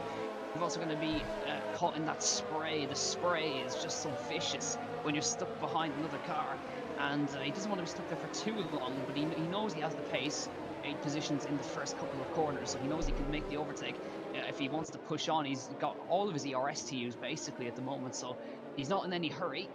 We had, of course, Julian Naumann into the pit lane after wing damage. I think he was the only kind of casualty from lap 1, because all 19 cars, George, are still in the train here, apart from Julian Naumann, who was involved in the lap 1 incident. But everybody's still in the train. Yeah, they have not left their positions. I suppose it's an element of, who's going to blink first at the end of the day. I mean, these wet weather conditions can be so cruel, so punishing. If you make one little slip, it can really define your race, and you do not want it to be a negatory one, that's for sure. But you can now see that Danny Moreno is still clocking that man, Andreas, of course. Andreas Dormeyer, who is currently in P11 for the McLaren team. His teammate Josh Idawu currently in P3, and Philip Preschnader is trying to close on him as well. And certainly the Ferrari team are going to be looking for an improved fortune after getting so close to a P1 finish. But again, it was Barry Burman who denied them, and so did Jarno Otmir in a sense as well, from getting into the top two. It was an Alfa Romeo lockout at the top end, but still Barry Burman leads the way once again, pretty much following on from where he finished at Austria. And I've got to admit, a severe talent, certainly. And I'd imagine he's certainly the apple of the eye of many esports teams out there at the moment, Jack. He's got bags of talent, of course. He was at Mercedes last year, didn't get a look in the Pro Series, but I get a feeling an opportunity can only just be around the corner, Jack. We know there's a free seat at Alpha, so we have to raise some eyebrows. He's in an Alpha. Is it written in the stars for Barry Burman here? I'm sure that the teams, they do keep an eye on league racing, and they do use it as a gauge. So they will be watching, and they will be watching with keen interest at this man who's just been dominating since the start of the championship. Here comes Dylan Warren, Jack. Here comes Dylan Warren down the inside of Tino Nakarunen, coming down towards turn one. Here comes now indeed Dylan Warren, tries to coax it down the inside there, going into turn one, gets it done as well. Just on the inside, it was a little bit of a messy maneuver, and Nakarunen, as a result, has been left for fodder for the rest of the cars just coming in behind as well. That including Andreas Tormeyer. Here comes Danny Moreno as well on the outside. A sensational maneuver. They come in like a train. Nakarunen, the biggest loser, forfeits 3 positions in a single sector. Not ideal at all. But at the end of the day, Dylan Warren scrapes together a P9, and Moreno is all over Tormeyer. Yeah, Moreno used that to a full opportunity there. Well executed by him. Nakarunen just got sideways into the braking zone, and Dylan Warren took full advantage.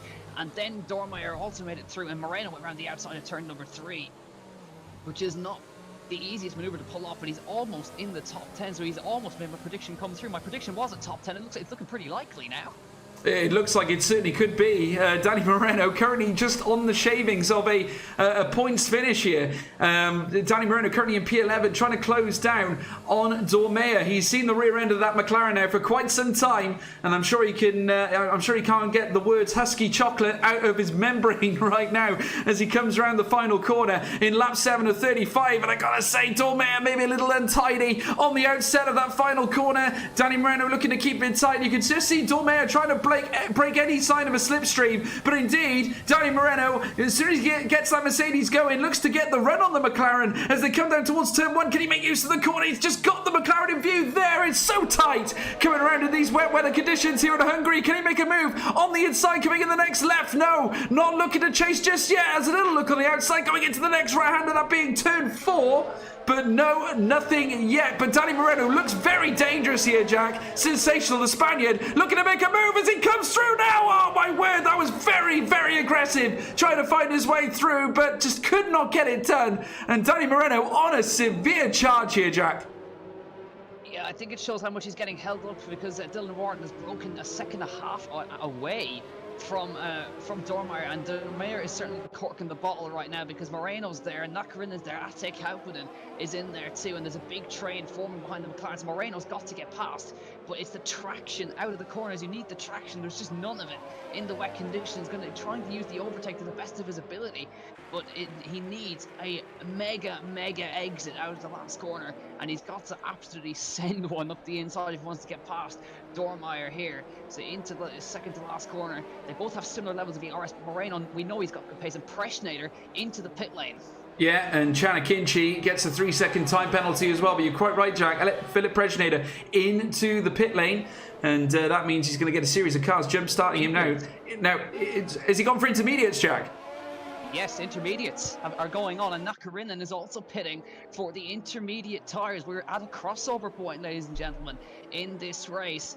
And the rain, again, you can see it is not as heavy, but they obviously think that the wets are not the right tyre to be on. So it's intermediate conditions for according to Preschner and Nakarinen. They're making an early switch onto them.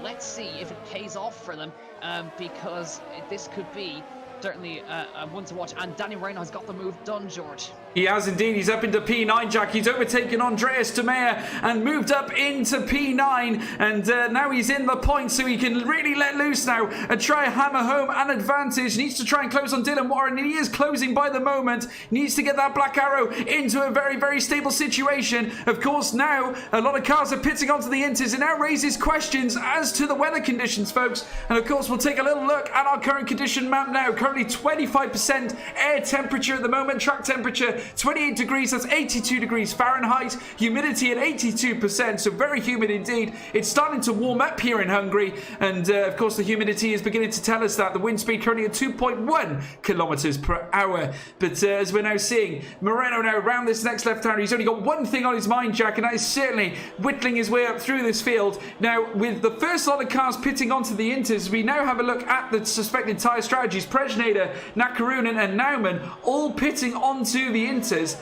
Does that mean it's only a ticking clock now? Will we be seeing lots more of them coming into the pit lane to switch to the Inters?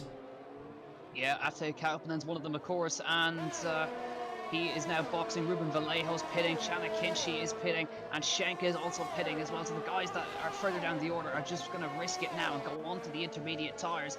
So Prejnader's already out in front of the wall. Now Nakarunen goes past his teammate, and there you go. It is signed, sealed, and delivered.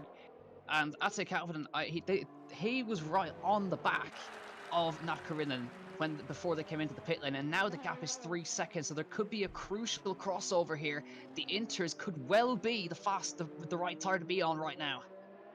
Well, it's like they all say. Mike Tyson stated all those years ago, everyone's got a plan until they get punched in the face. And indeed, this weather has provided us with one of those moments indeed. Ate Kaupinen, who we were just discussing, pitting onto the Inters, as well as many others such as Tino Nakarunen, Chana Kinchi, who of course had that 3-second time penalty applied. Ruben Vallejo as well joining him as well. And as we look down further through the grid, many others pitting onto the Inters, including Christian Schenk, who is down in P19 as well. And closing on Ruben Vallejo, there's a team of three made up with Chana Kinchi, Ruben Vallejo and Christian Schenk making their way through the middle sector. But as we look further up, Barry Burman has managed to scale away near enough. A 4-second advantage pretty much. He is cruising right now and is really starting to break away from Simon Weigang. Yeah, he really is. Some new drivers in, Jorge Alvarola and Tom Martinez, Tom 97. And there you go, George. Fastest lap for Philip Prejnader. Now you know it's the right tyre.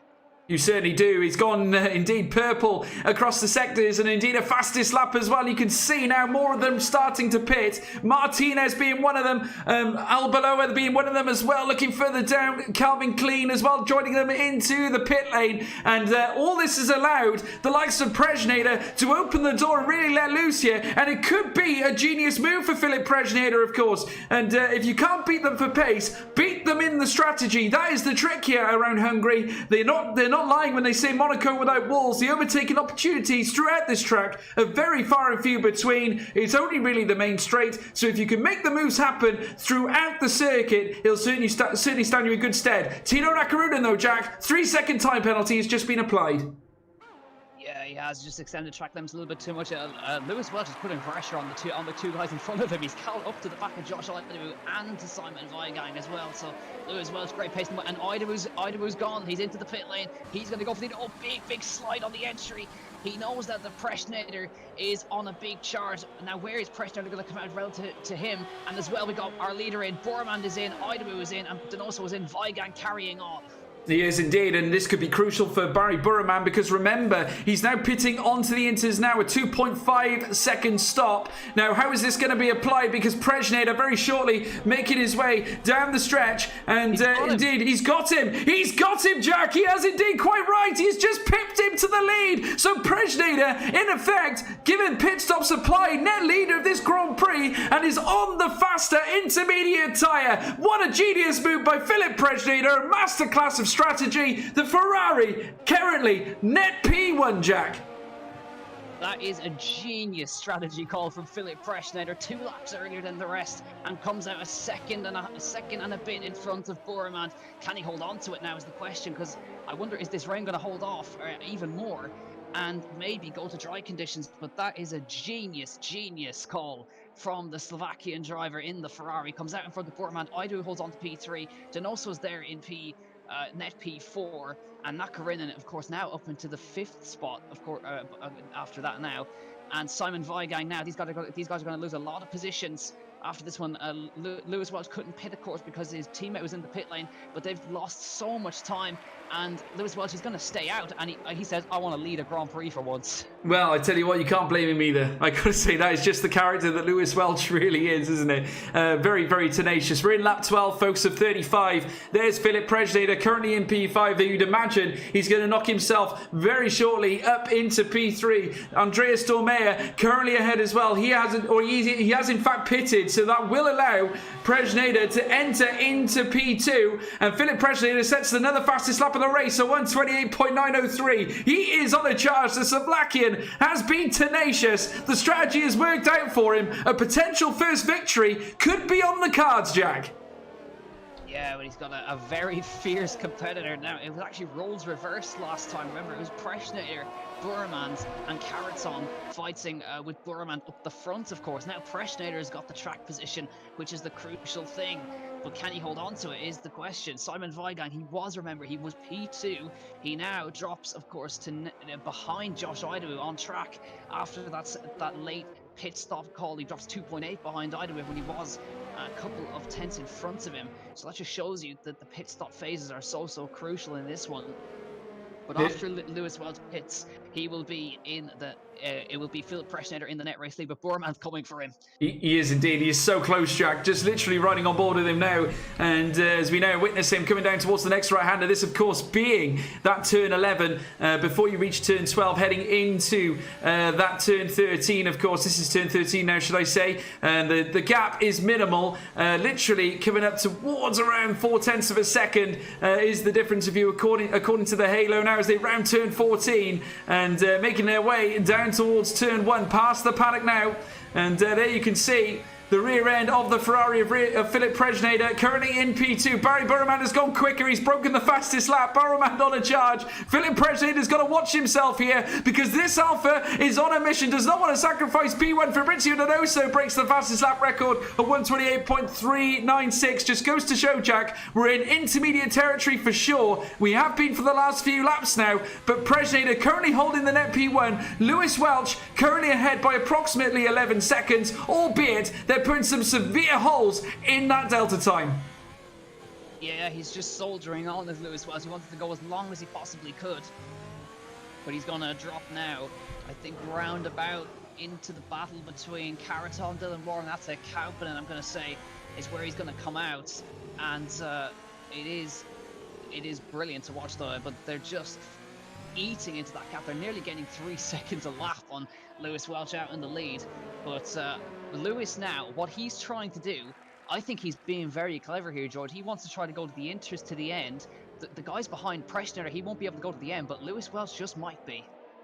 Well, it'd be a very, very, very decisive manoeuvre, and certainly it could be manoeuvre of the race. I mean, of course, we thought Prejnader might have pulled it off. Obviously, given the fact that he pitted so early, it was such a big call to make that decision. He was only one of 3 cars that made that early call, and we're now seeing a time penalty being filtered through. That's for Ruben Vallejo, who certainly has struggled this race. He's currently 8 tenths of a second in front of what looks to be Christian Schenk, who is currently in 18th place for the Renault team and not far behind at all. Fabrizio Donoso going quicker again in P6. Sensational stuff here. But Barry Burman, another man we need to keep an eye on, currently letting fly here at Philip Prejnader. Half a second of delta time, and he keeps on whittling down even faster pace. He is absolutely sensational. We're coming up now towards near enough the midway part of this Grand Prix, and I've got to say, my mouth is gaped open. I don't know what's going to happen. I've got to say, lots of question marks across the field, but at this moment in time, it looks like it's going to be the Prejnader Burman show,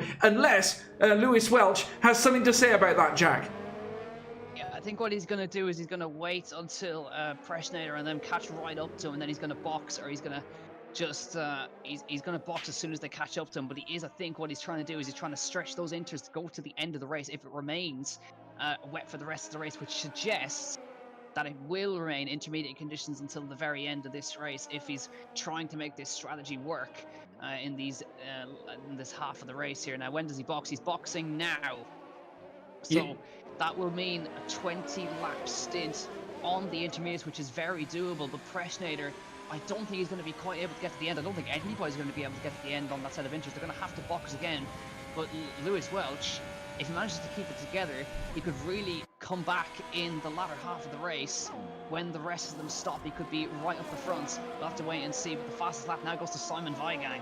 Yeah, impressive time by Simon Weigang at 128.220. 2.6 second stop for Lewis Welch. And, of course, going a little bit slower than his teammate Barry Burman, as we're now seeing Barry Burman now rounding up on Philip Preschnader, who's currently leading this Grand Prix.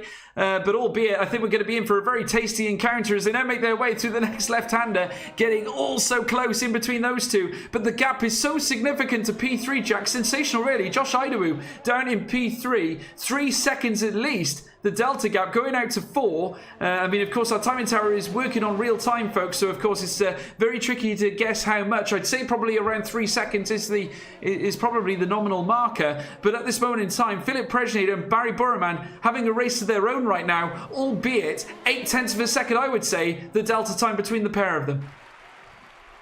Yeah, absolutely is. Now, we've had an off for Valentin Bruffer. He went off in sector number 2. Caraton took full advantage, and Dylan Warren wasn't quite able to get past there, with Vasta Racer making a small error in that second sector, and Caraton managing to nip past into P7. Now, the problem that Lewis Welch has, he just pitted, he's on the freshest compound of tyre of anybody. He's now stuck in traffic, George, and he's stuck behind Danny Moreno at the Calvin, a big train of cars. Ideally, he needs clean air for the rest of this stint to try and make this work. But he's now, well, I mean, it's funny when you call Danny Moreno traffic, but if you want to get caught behind somebody, it's Danny Moreno. Oh, absolutely. I mean, Danny Moreno's got the pace, and I suppose the best that Danny Moreno can hope for is the best points position he can sort of get for himself, I suppose, at this moment in time. Of course, it did not go to plan for him, certainly in terms of a technical standpoint. He's got a lot of work to do in order to try and reconfigure himself and get himself back on track. But of course, don't write him off. The Spaniard is a sensation in the car, and we're now watching Dylan Warren trying to close the gap on Valentin Bruffer, who's very quickly managed to increase the delta gap, so he's recovering after that little slip he had. But certainly Dylan Warren in amongst the top 10 placings, which again is a very good performance from the youngster. So he can certainly give himself a huge pat on the back, albeit though he's got a huge contingent of cars behind him, including that of Ate Kauppinen and Danny Moreno, who we were just talking about, and Moreno right now in a real cluster of cars with Lewis Welch, as you say, Jack, stacked behind him. Absolutely. Preschnader opening the gap slightly. He's responding to Burman. They're just trading lap times here. This is brilliant stuff between the two of them. Now, a little bit more ERS in the tank for Burman than with Preschnader, but Preschnader fastest lap of the race. There you go. So he's on a charge here. The man who's also setting timing screen to light is Simon Weigang, and there you go. It is a fastest lap for Simon Weigang, 3 in a row for the German. And he's slowly chipping away at the gap to Josh Idawu in front, but that now gets taken away by Alvaro Caraton, so the track's getting quicker and quicker lap by lap. Yeah, and wondering whether we'll actually get to conditions where we can actually start using slicks. That'll be the big question mark. We'll have to see, but the rain is still continuing to fall at this moment in time. Philip Preschnader is still on top, in behind Barry Burman in around about a second back. Got to say, it wouldn't matter at the moment because DRS is not active, so of course they've got to try and handle things the way they are for now, but of course everyone's on the same pedestal, so no one has an advantage at this stage. The tyres, everyone's starting the same tyres. They're all on intermediates now, as Preschnader currently in P1 being chased down by Barry Burman, who needs to try and put in some real quick sectors. You have to wonder whether he's just trying to recharge his battery on his ERS to sort of try and get himself back into a position where he can start attacking Preschnader. Of course, I may akin the fact that Preschnader has actually gathered the amount of delta gap that he has down to maybe Burman maybe saving a little bit of that energy, Jack? Yeah, certainly looks like it, but there's not too much in the difference. I mean, there's 85% for Preschnader, and Burman, I think, is not really using any at this moment in time. Preschnader just using a little bit just to get away in the traction zones. So he's doing enough at the moment to keep it in front. But Burman, I think, is now beginning to start to use it. But Donoso fastest lap, and he's actually closed up to Weigang a little bit in this braking zone. Now under a second behind. So, but he's used a lot of ERS to do that, but they're chipping away at the gap. But Bormann, I think, he's just saving up a little bit. He's using it just to keep himself in slipstream range. Preshnader is responding to him, so he's doing a good job. He is indeed, and Preshnader doing everything he can to try and make the most of this delta gap, because of course he needs to try and bring a gap suitable enough to keep that Iranian at bay, because of course Bormann is so tenacious and never says die, certainly, whether or not he's in front or behind at this moment in time. He is trying to close. He's currently around 7/10 off the pace to Philip Preshnader right now, but he's getting closer and closer by the moment. You have to wonder whether Barry Bormann might be able to go on a charge, make use of the long stretches, but Preshnader doing exceptionally well. The Slovakian certainly managing to garner or galvanise a great performance out of his Ferrari. Ruben Vallejo with a 3-second time penalty, and that certainly will not help proceedings, as we're now seeing the Ferrari whittle its way around the turn 13 bend, very soon to be heading around the next semi-hairpin, that being turn 14, before they make it down the straight. And the prancing horses are on top, at least for now. Preshnader looking for revenge on the Alfa Romeo team after what happened back in Austria, and as they make their way down towards turn 1, you can see Idawu in the distance. Simon Weigang trying to be as tenacious as well in behind, with Donoso, who of course has been very, very quick as well, trying to regather the pace. But as things stand, Preshnader still on top, Jack. Yeah, but now we've got to start thinking about the tyre wear, because remember, Preshnader's tyres are much older than Bormann's tyres. I think there's about 2-3 laps in the difference between the both of them. Looking at the tyre wear for Barry Bormann at the moment, his worst tyre is that rear left tyre on 25% tyre wear on that left rear at the moment. So a quarter of the tyre wear has been used on lap 19, which suggests they're definitely going to have to make another stop, or else they're going to have to get into puncture territory. So if Bormann is on 25% on those tyres, then Preshnader is going to be obviously in around over that 30% usage. So he's going to have to start thinking about these tyres now. He's going to start maybe saving a little bit more throughout this race. He's probably going to have to manage this. It's going to be very difficult when you've got Bormann behind him. He's going to have to manage saving the tyres and keeping that Iranian behind him. Yeah, at this moment in time, it seems to be stagnating right now. 0.8 of a second, the nominal gap, although it does seem to be closing just slightly. Looking further down as well, we seem to have a battle going on between those in the midfield. Kauppinen still in P10, but Moreno as well, under increasing pressure from Lewis Welch, who is really trying to impose himself on the Spaniard as they come around the next left-hander, of course.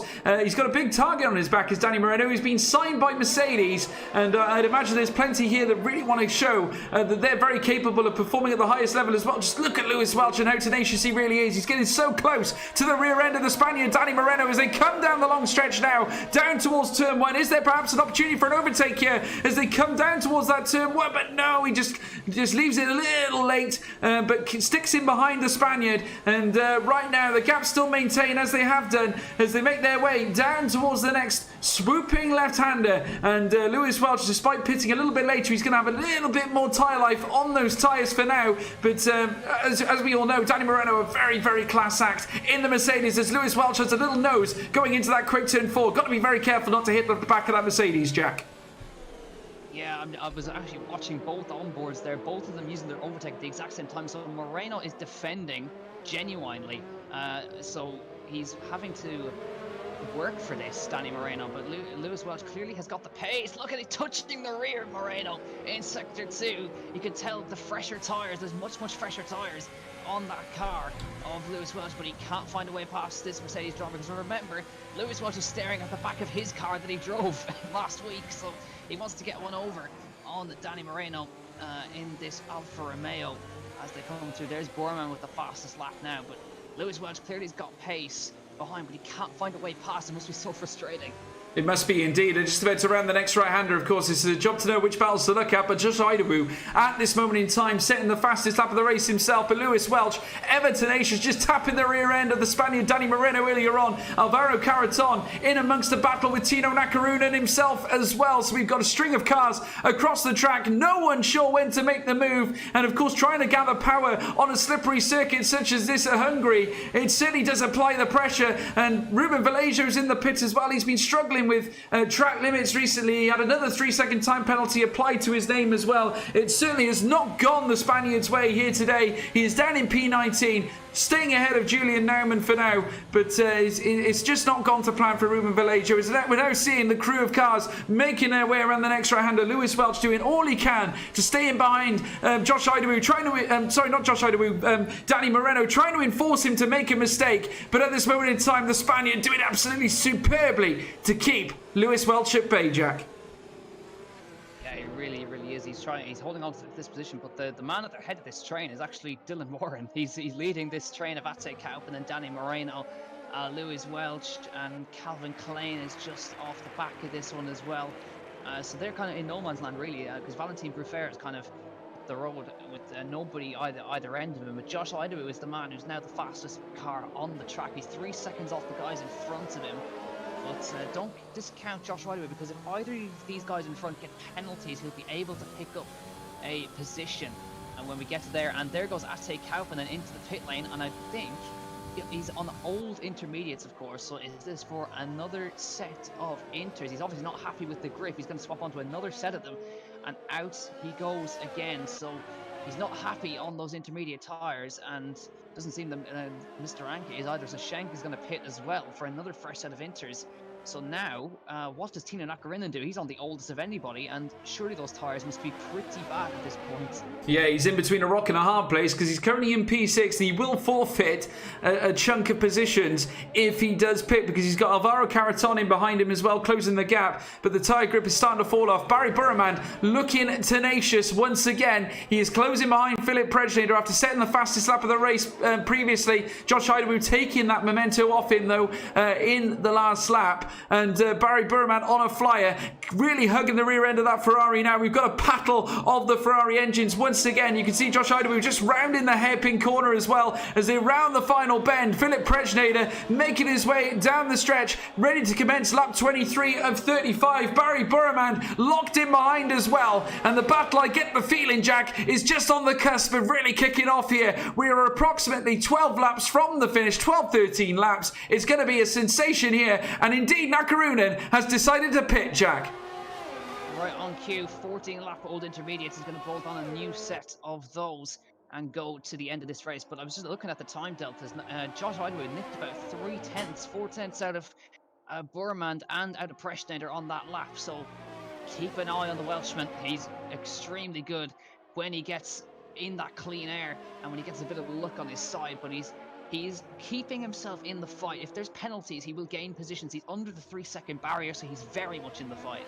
He is indeed. He's getting closer and closer, Jack. He's finding the pace, and he's got the fastest lap as well, and that's a big indicator as to his performance so far. And we all know about him. He's been competing at the highest level now for quite some time, waiting his chance to really commit himself to the world of F1 esports. He's a fellow Welshman as well, and certainly doing everything he can to try and move his way up this classification. And very likely, if Prejnader and Burman do end up battling, it will open the door for Burman as well. Sorry, not Burman, for Idawu as well. But Julian Naumann, who's recently pitted, he now goes fastest. So indeed, the new tyres are starting to make a change now, and Prejnader is in the pits, Jack.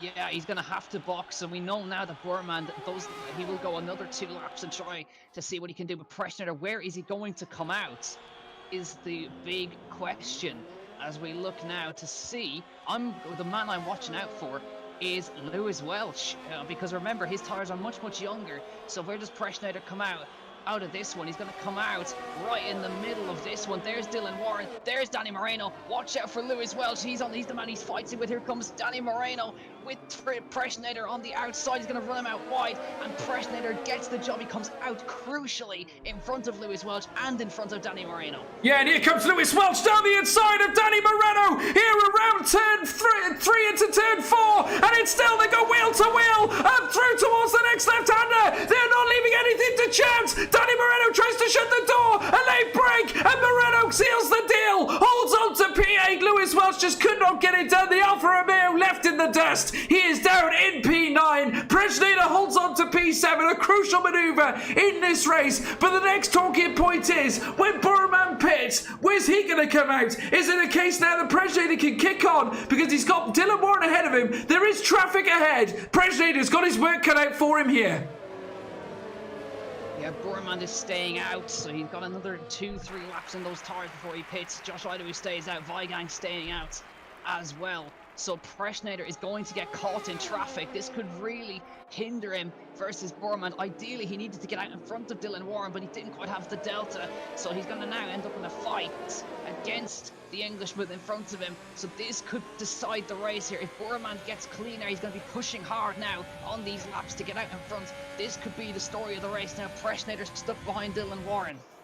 He is indeed, and he's getting so close to the rear end of that racing point. Needs to dispatch Dylan Warren ASAP if the strategy is going to come into fruition for him now as they round that right-hander, heading down towards the next left. Tino Nakaruna going quicker on those new inters. Just goes to show that they're definitely on the cards for a change here. Philip Prejnader coming around the next right-hander. He knows he's got Dylan Warren dead ahead, needs to get the move done ASAP, and the next left corner is going to be very, very key as they round it now, heading round towards turn 5. The race point is still in front of the Ferrari. Philip Prejnader needs to start hustling and bustling his way around this Hungaroring circuit. Dylan Warren trying to clip every apex possible, keeping this Ferrari man behind him. There is certainly no end to this ongoing storm that is this wet weather, and as it's being applied, Barry Burman will have the advantage as long as Dylan Warren stays in front of Philip Prejnader. You can only imagine the frustration in this Slovak's mind right now, Jack.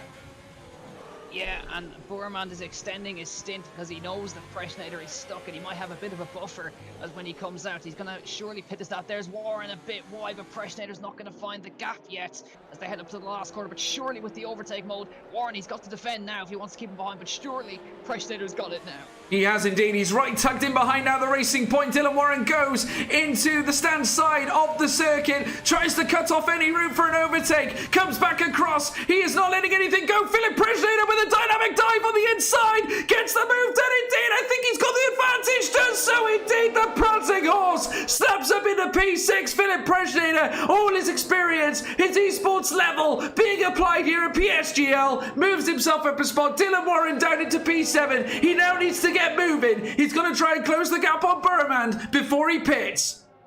Superb overtake by Philip Prejnader, but now this is the moment that Burman needs to pit because Prejnader's got clean air in front of him to push on. So this is now the time, and I think Burman should come in and box and put on a set of those the new intermediate tyres and see what happens. It's going to be so tight because Idawu has been keeping him honest the whole way through this one. I'd say Kavanagh picks up a penalty now. What does Burman do? Surely he's got to pit now. Philip Prejnader is in clean air as they head towards the last corner. No, he's going to stay out and extend even longer and see what he can do. He's going to leave it right to the end. Is he confident of bringing those tyres to the end?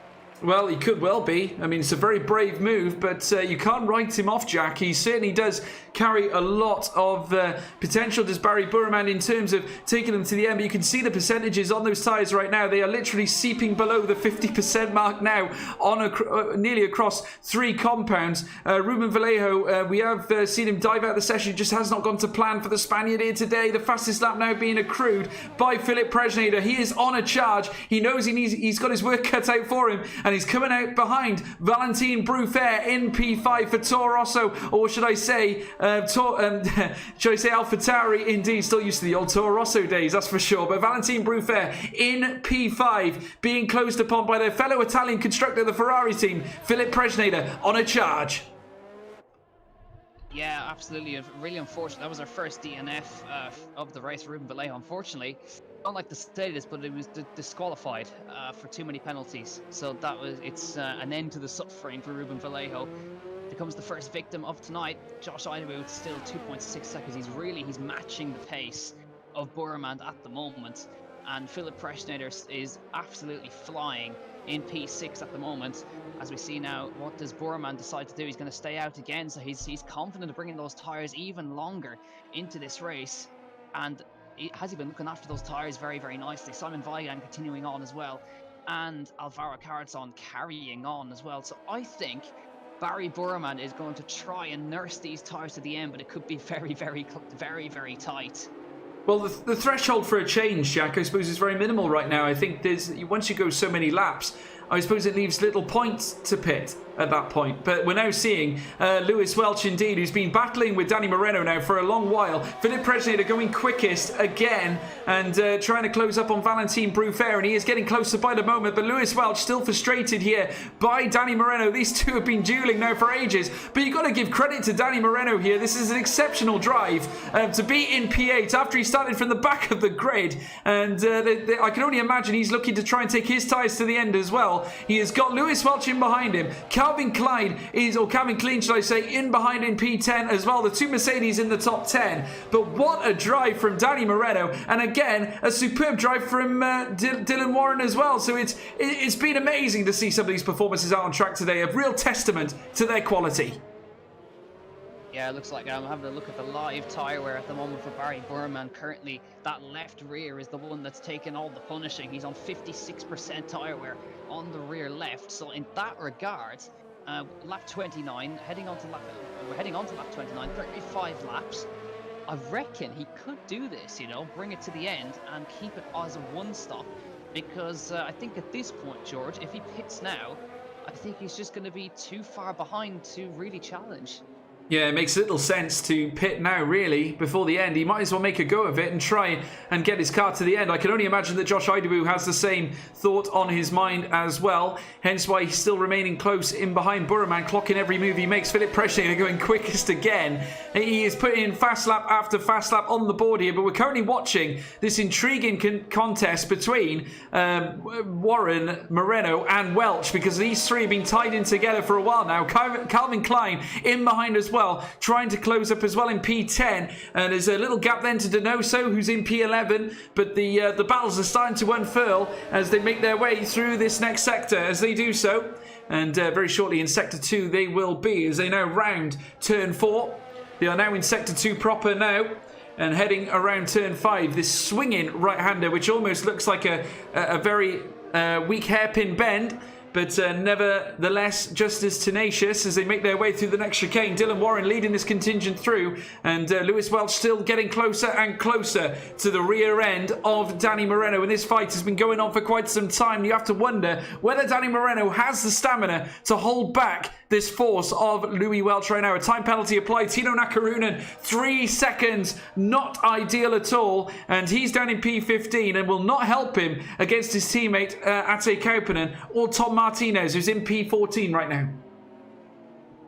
Yeah, it is. Presnader is absolutely flying in P6. He's been taking seconds out of the car in front with Valentin Bruffair in P5, and he's closed up to within a second of a 26.1 fastest lap again for Philip Presnader. But he is really now hoping that the guys in front of their tyres absolutely give up and they're forced to pit, because right now Burman and Idabu and Weigang and Karaton, I think that they should be okay to go to the end. It's how much pace are they going to lose in those last few laps. They've got to be nursing those tyres, and each time I look, Josh Idabu is just nipping closer to Burman, isn't he?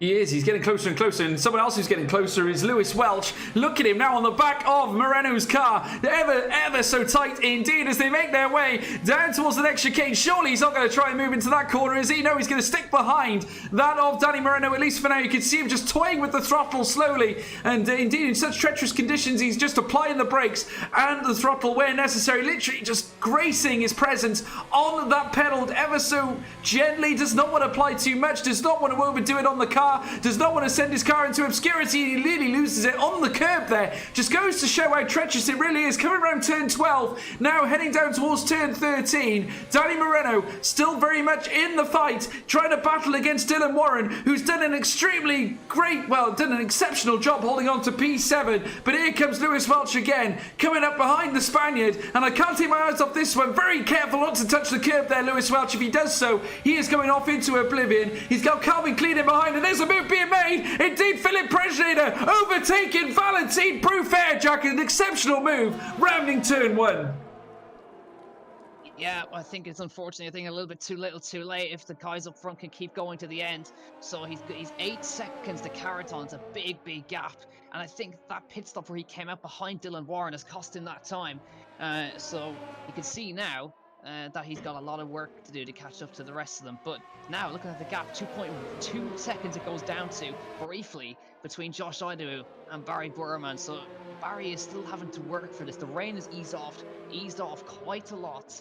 But these tires are going to be going to the end of their life right now. They're going to be right on the bubble when we get onto these last few laps. So just keep an eye out of what's going to happen here. Lap 32 of 35. So only a few laps to go. And Simon Weigand's also getting a little bit closer too. He is, yes, as they come closer towards the end of this Grand Prix. Each and every single one of them are getting closer to each other. Barry Burman, of course, given the fact that the tyre degs are the way they are, he is going to lose a little bit of time. Idawu now starting to touch the zone of a second, and he's starting to zone up now on the Alfa Romeo in P1. Another time penalty being applied to Tino Nakarunen, but we're now watching Lewis Welch, who might have a chance here to upset the balance of this race in the midfield, because he's closing up on, indeed, Danny Moreno. Is there going to be an opening here for Lewis Welch? A late break? No, he's going to hold fire. He's got Calvin Klein in behind. He knows that if he makes one crucial error, that the other Mercedes can swoop through and steal that position, albeit I think Donoso has already pipped him to it. So Donoso has actually made it into the top 10, Jack. Calvin Klein must have had a moment. Yeah, he's on 21 lap old intermediates, so they're going to be reaching the end of their life right now. So Donoso, he's on 7 lap old intermediates. He's got the freshest tires of anybody, so he should be able to dispose of these guys very quickly. But of course, Lucas UK couldn't do it, so Donoso might be in a little bit of trouble here. He's used up a lot of ERS, but he's going to have a big task to get past these guys in front. Simon Weigand brings the gap under 2 seconds to Josh Idawu. This race is not over by any stretch of the imagination. Only 3 laps to go when we cross the line, and again, is it going to be Burman to take a clean sweep once again? Well, it only takes one error, Jack. Only takes one error. And you look at the biggest movers. Just look at that. Danny Moreno up 12 places up in the classification. He's in P8 now. Remember, he started P20 at the start of this Grand Prix. Absolutely sensational performance from Danny Moreno, and certainly a surefire favourite for driver of the day here today, as we're now watching them round the final corner. And there you can see Fabrizio Donoso really starting to make a move here. And I got to say, I would not write him off for an auspicious overtake at some point. But indeed, Lewis Welch getting close to Danny Moreno as well. A late break going into turn 1 on the cards, but nothing left to open there for Lewis Welch or for Fabrizio Donoso for that matter. Looking at further up through the grid, Burman still maintaining that level of pace right now. Very impressive. I can only imagine the tensions in the top 3 right now, as we now see the rain still cascading down. We're still in intermediate conditions. Nakarunen and Andreas Dormea now fighting each other for that P13 spot. Nakarunen holding him off for that 13th place, so the Red Bull will be able to gather himself there, at least for the time being. But we're just looking now, indeed, as Lewis Welch makes his way through the next chicane. You can see Dylan Warren leading this contingent of cars. Once again, a superb performance from all these guys in the top 10, despite the adverse weather. But Danny Moreno sticks out, a sure favourite for me for driver of the day, Jack. Absolutely, certainly does, as they come across the line to begin lap 34 of 35, and there's only 2 laps left in this race, and Burman has nearly led every single lap of this one, not quite this week, but he's now going to be looking after those tires, because looking at this, George, it's looking pretty tight. 73% tire wear on that left rear, and now we're getting into dangerous puncture territory now. He's really got to be managing these ones as best he can, and Josh Idawu is also going to be in a similar position as well. And Simon Weigand, he's got a lap younger tyres, and he's pushing up to the back of Idawu. He is indeed. Weigand getting ever so close. These are the intervals that we are currently seeing at the moment. Weigand currently approximately a second behind Idawu. Idawu not far off the same from Barry Burman. There's literally minimal, and there's a... Oh my word! That looks like... Is that a puncture, Jack?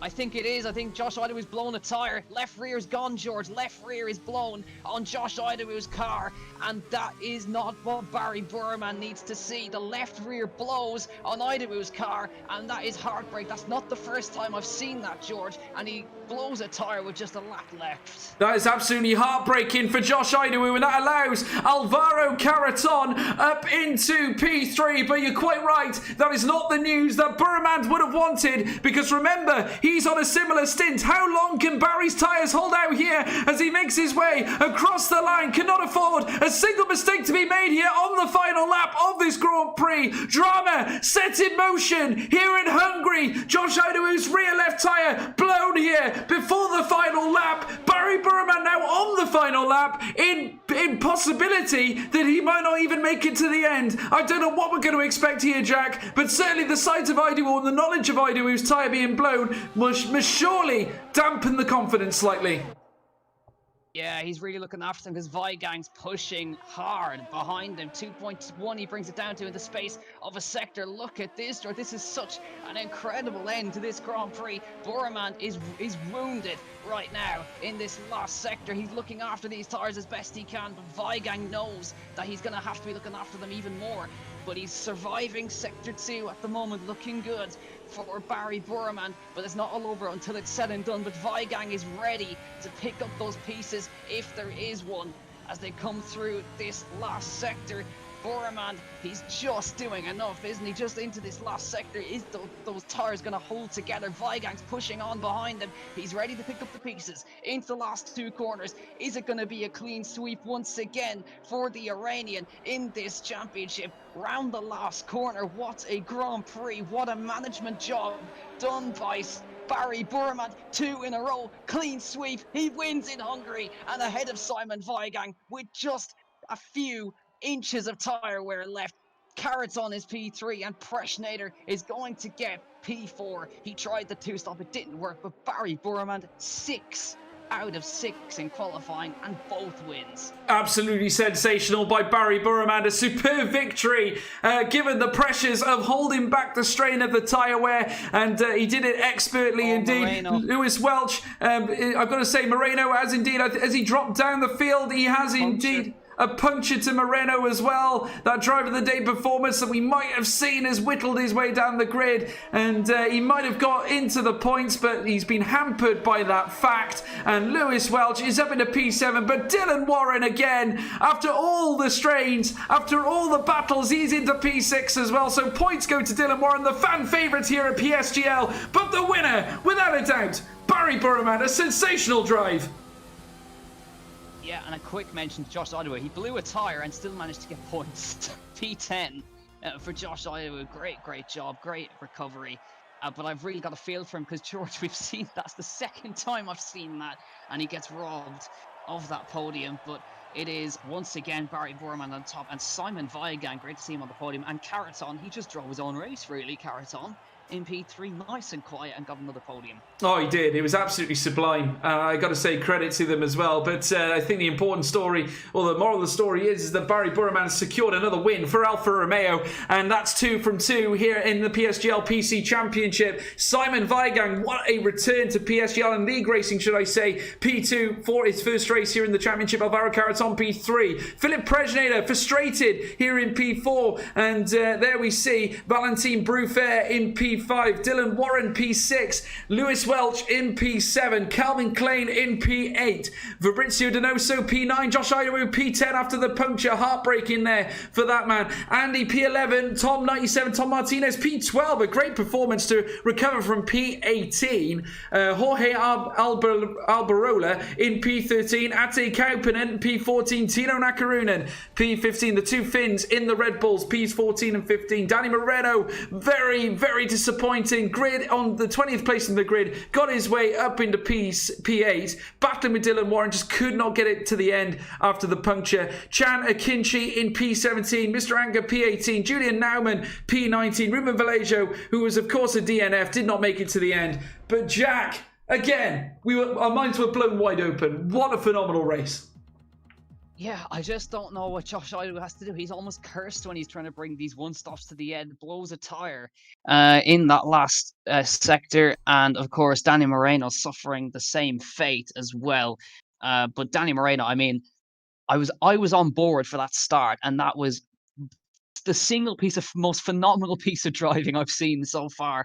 8 positions in the first 2 corners, and I mean, it was such a shame he blew that tire at the very end, but nice to see him out in the Mercedes colors as well. But overtake the race, Lewis Welch ran the outside of Donoso into the last corner, sublime. Oh, tremendous. And I got to say, a testament to all those guys out there in those adverse weather conditions. It's never easy to race in those slick, certainly sectors of the track. Hungary isn't the nicest place at the best of times. It's certainly very exciting in the drive because, of course, it tests the drivers to their utmost in order to perform on the circuit. But given the fact that we had wet weather as well applied to the circuit, it just makes it that much more complicated. But I got to say, it only just goes to show the talent that we have here on the circuit here at PSGL. All of them near enough finishes. Ruben Vallejo, unfortunately, just accrued too many penalties, just could not get it to the end, just did not go his way. But 19 cars finishing the way they did. Exceptional performance, though, Jack, given the fact that the conditions were as they were.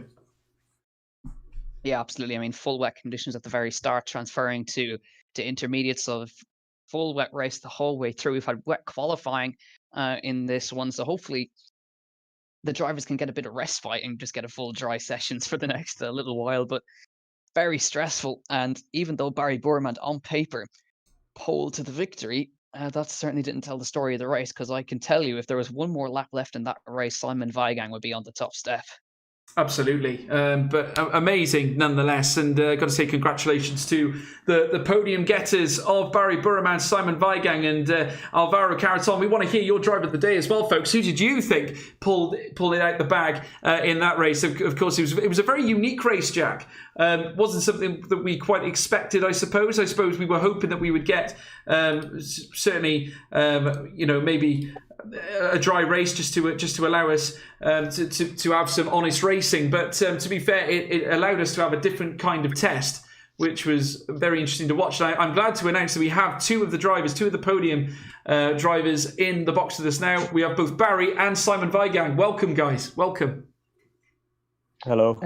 Hello, thank you. Well done. I'm going to start with Barry, of course, race winner. Barry, how do you feel, mate? You must have been straining towards the end there. The tyres must have been screaming at you because you took those inters to the end. Just talk us through that race, because that was mind-blowing, wasn't it? The conditions, none of us expected that.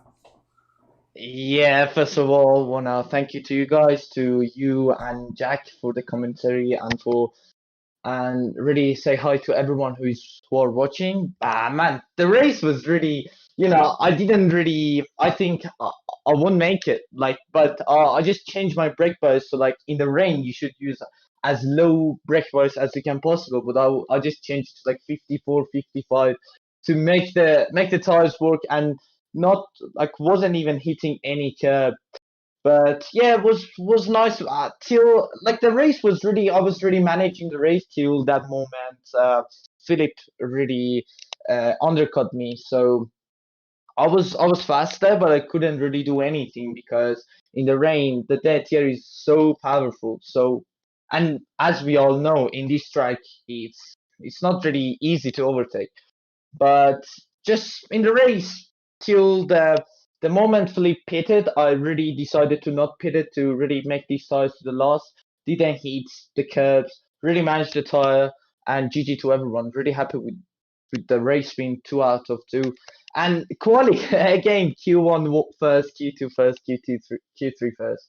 Yeah, I mean, how vital is that, Barry? Because, of course, 6 out of 6, that is a tremendous effort from yourself. But, Hungary especially, how important is it to get that P1? Because, like you say, not easy to overtake at Hungary. Monaco without walls. It's true what they say, isn't it? Yeah, to be honest, because, when I seen, when we went to the quali, when I seen the weather, the race is wet, so I told myself, I have to get the pole position because, it's even the overtake is even really tough, even in the dry condition. And now the race was wet, so I knew I should get the pole position, and then I can manage the race. But so many things happened, but really glad to still can really finish P1.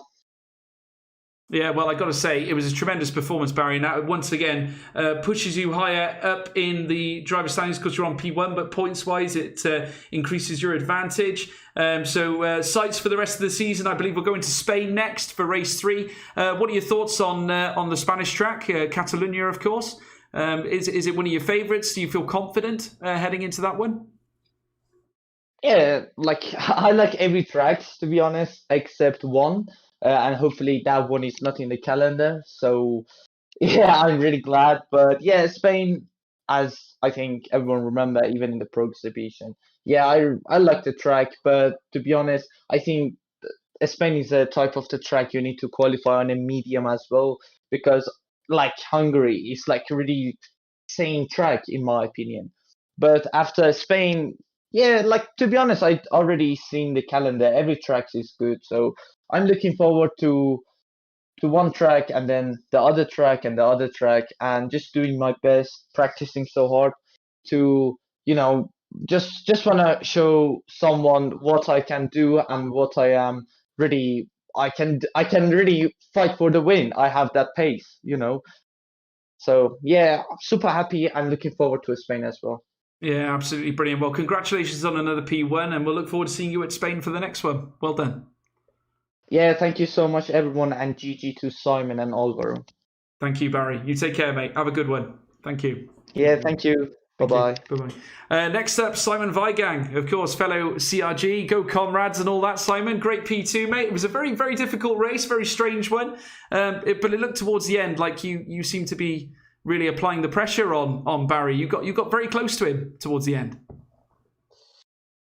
Yeah, towards the end. I sort of took a long time to find the right way of driving somehow.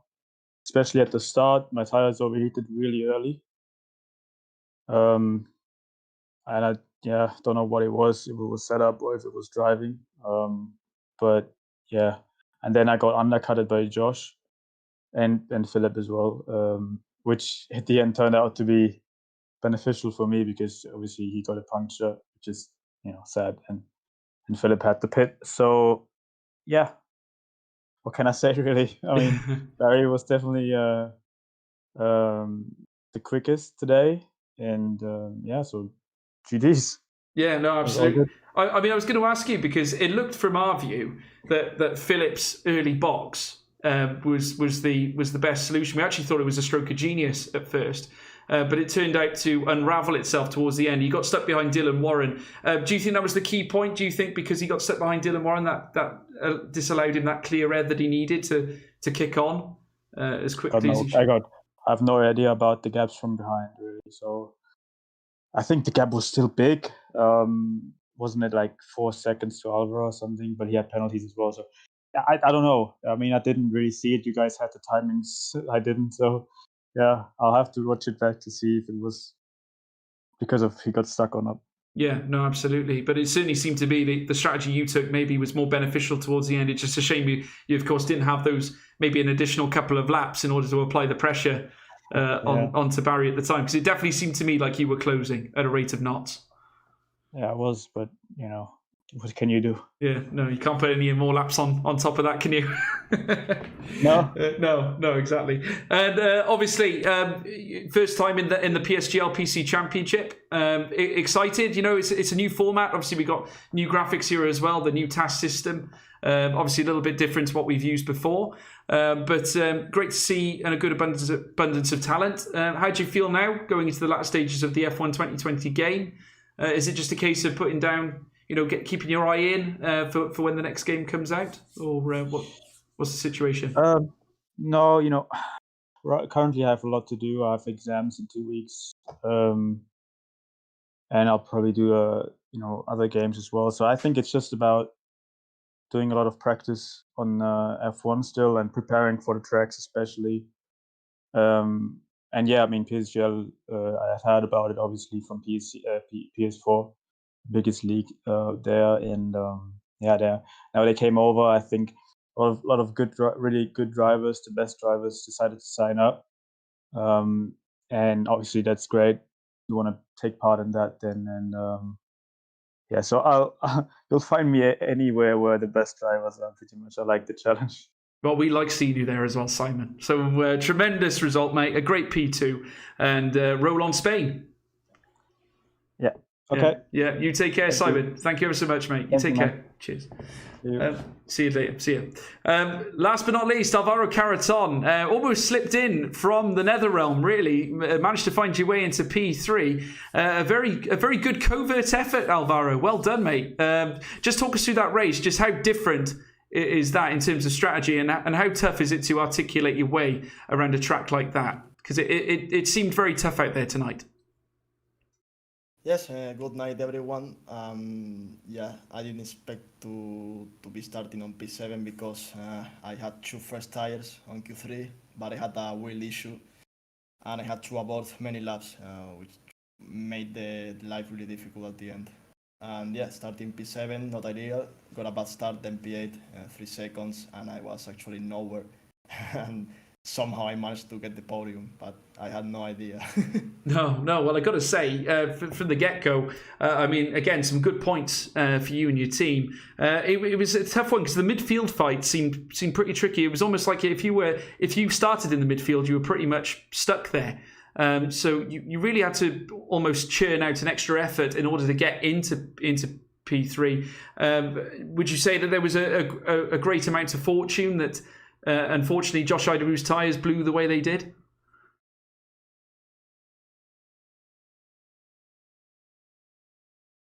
Hello? Hello? Yes, there he is. Yeah.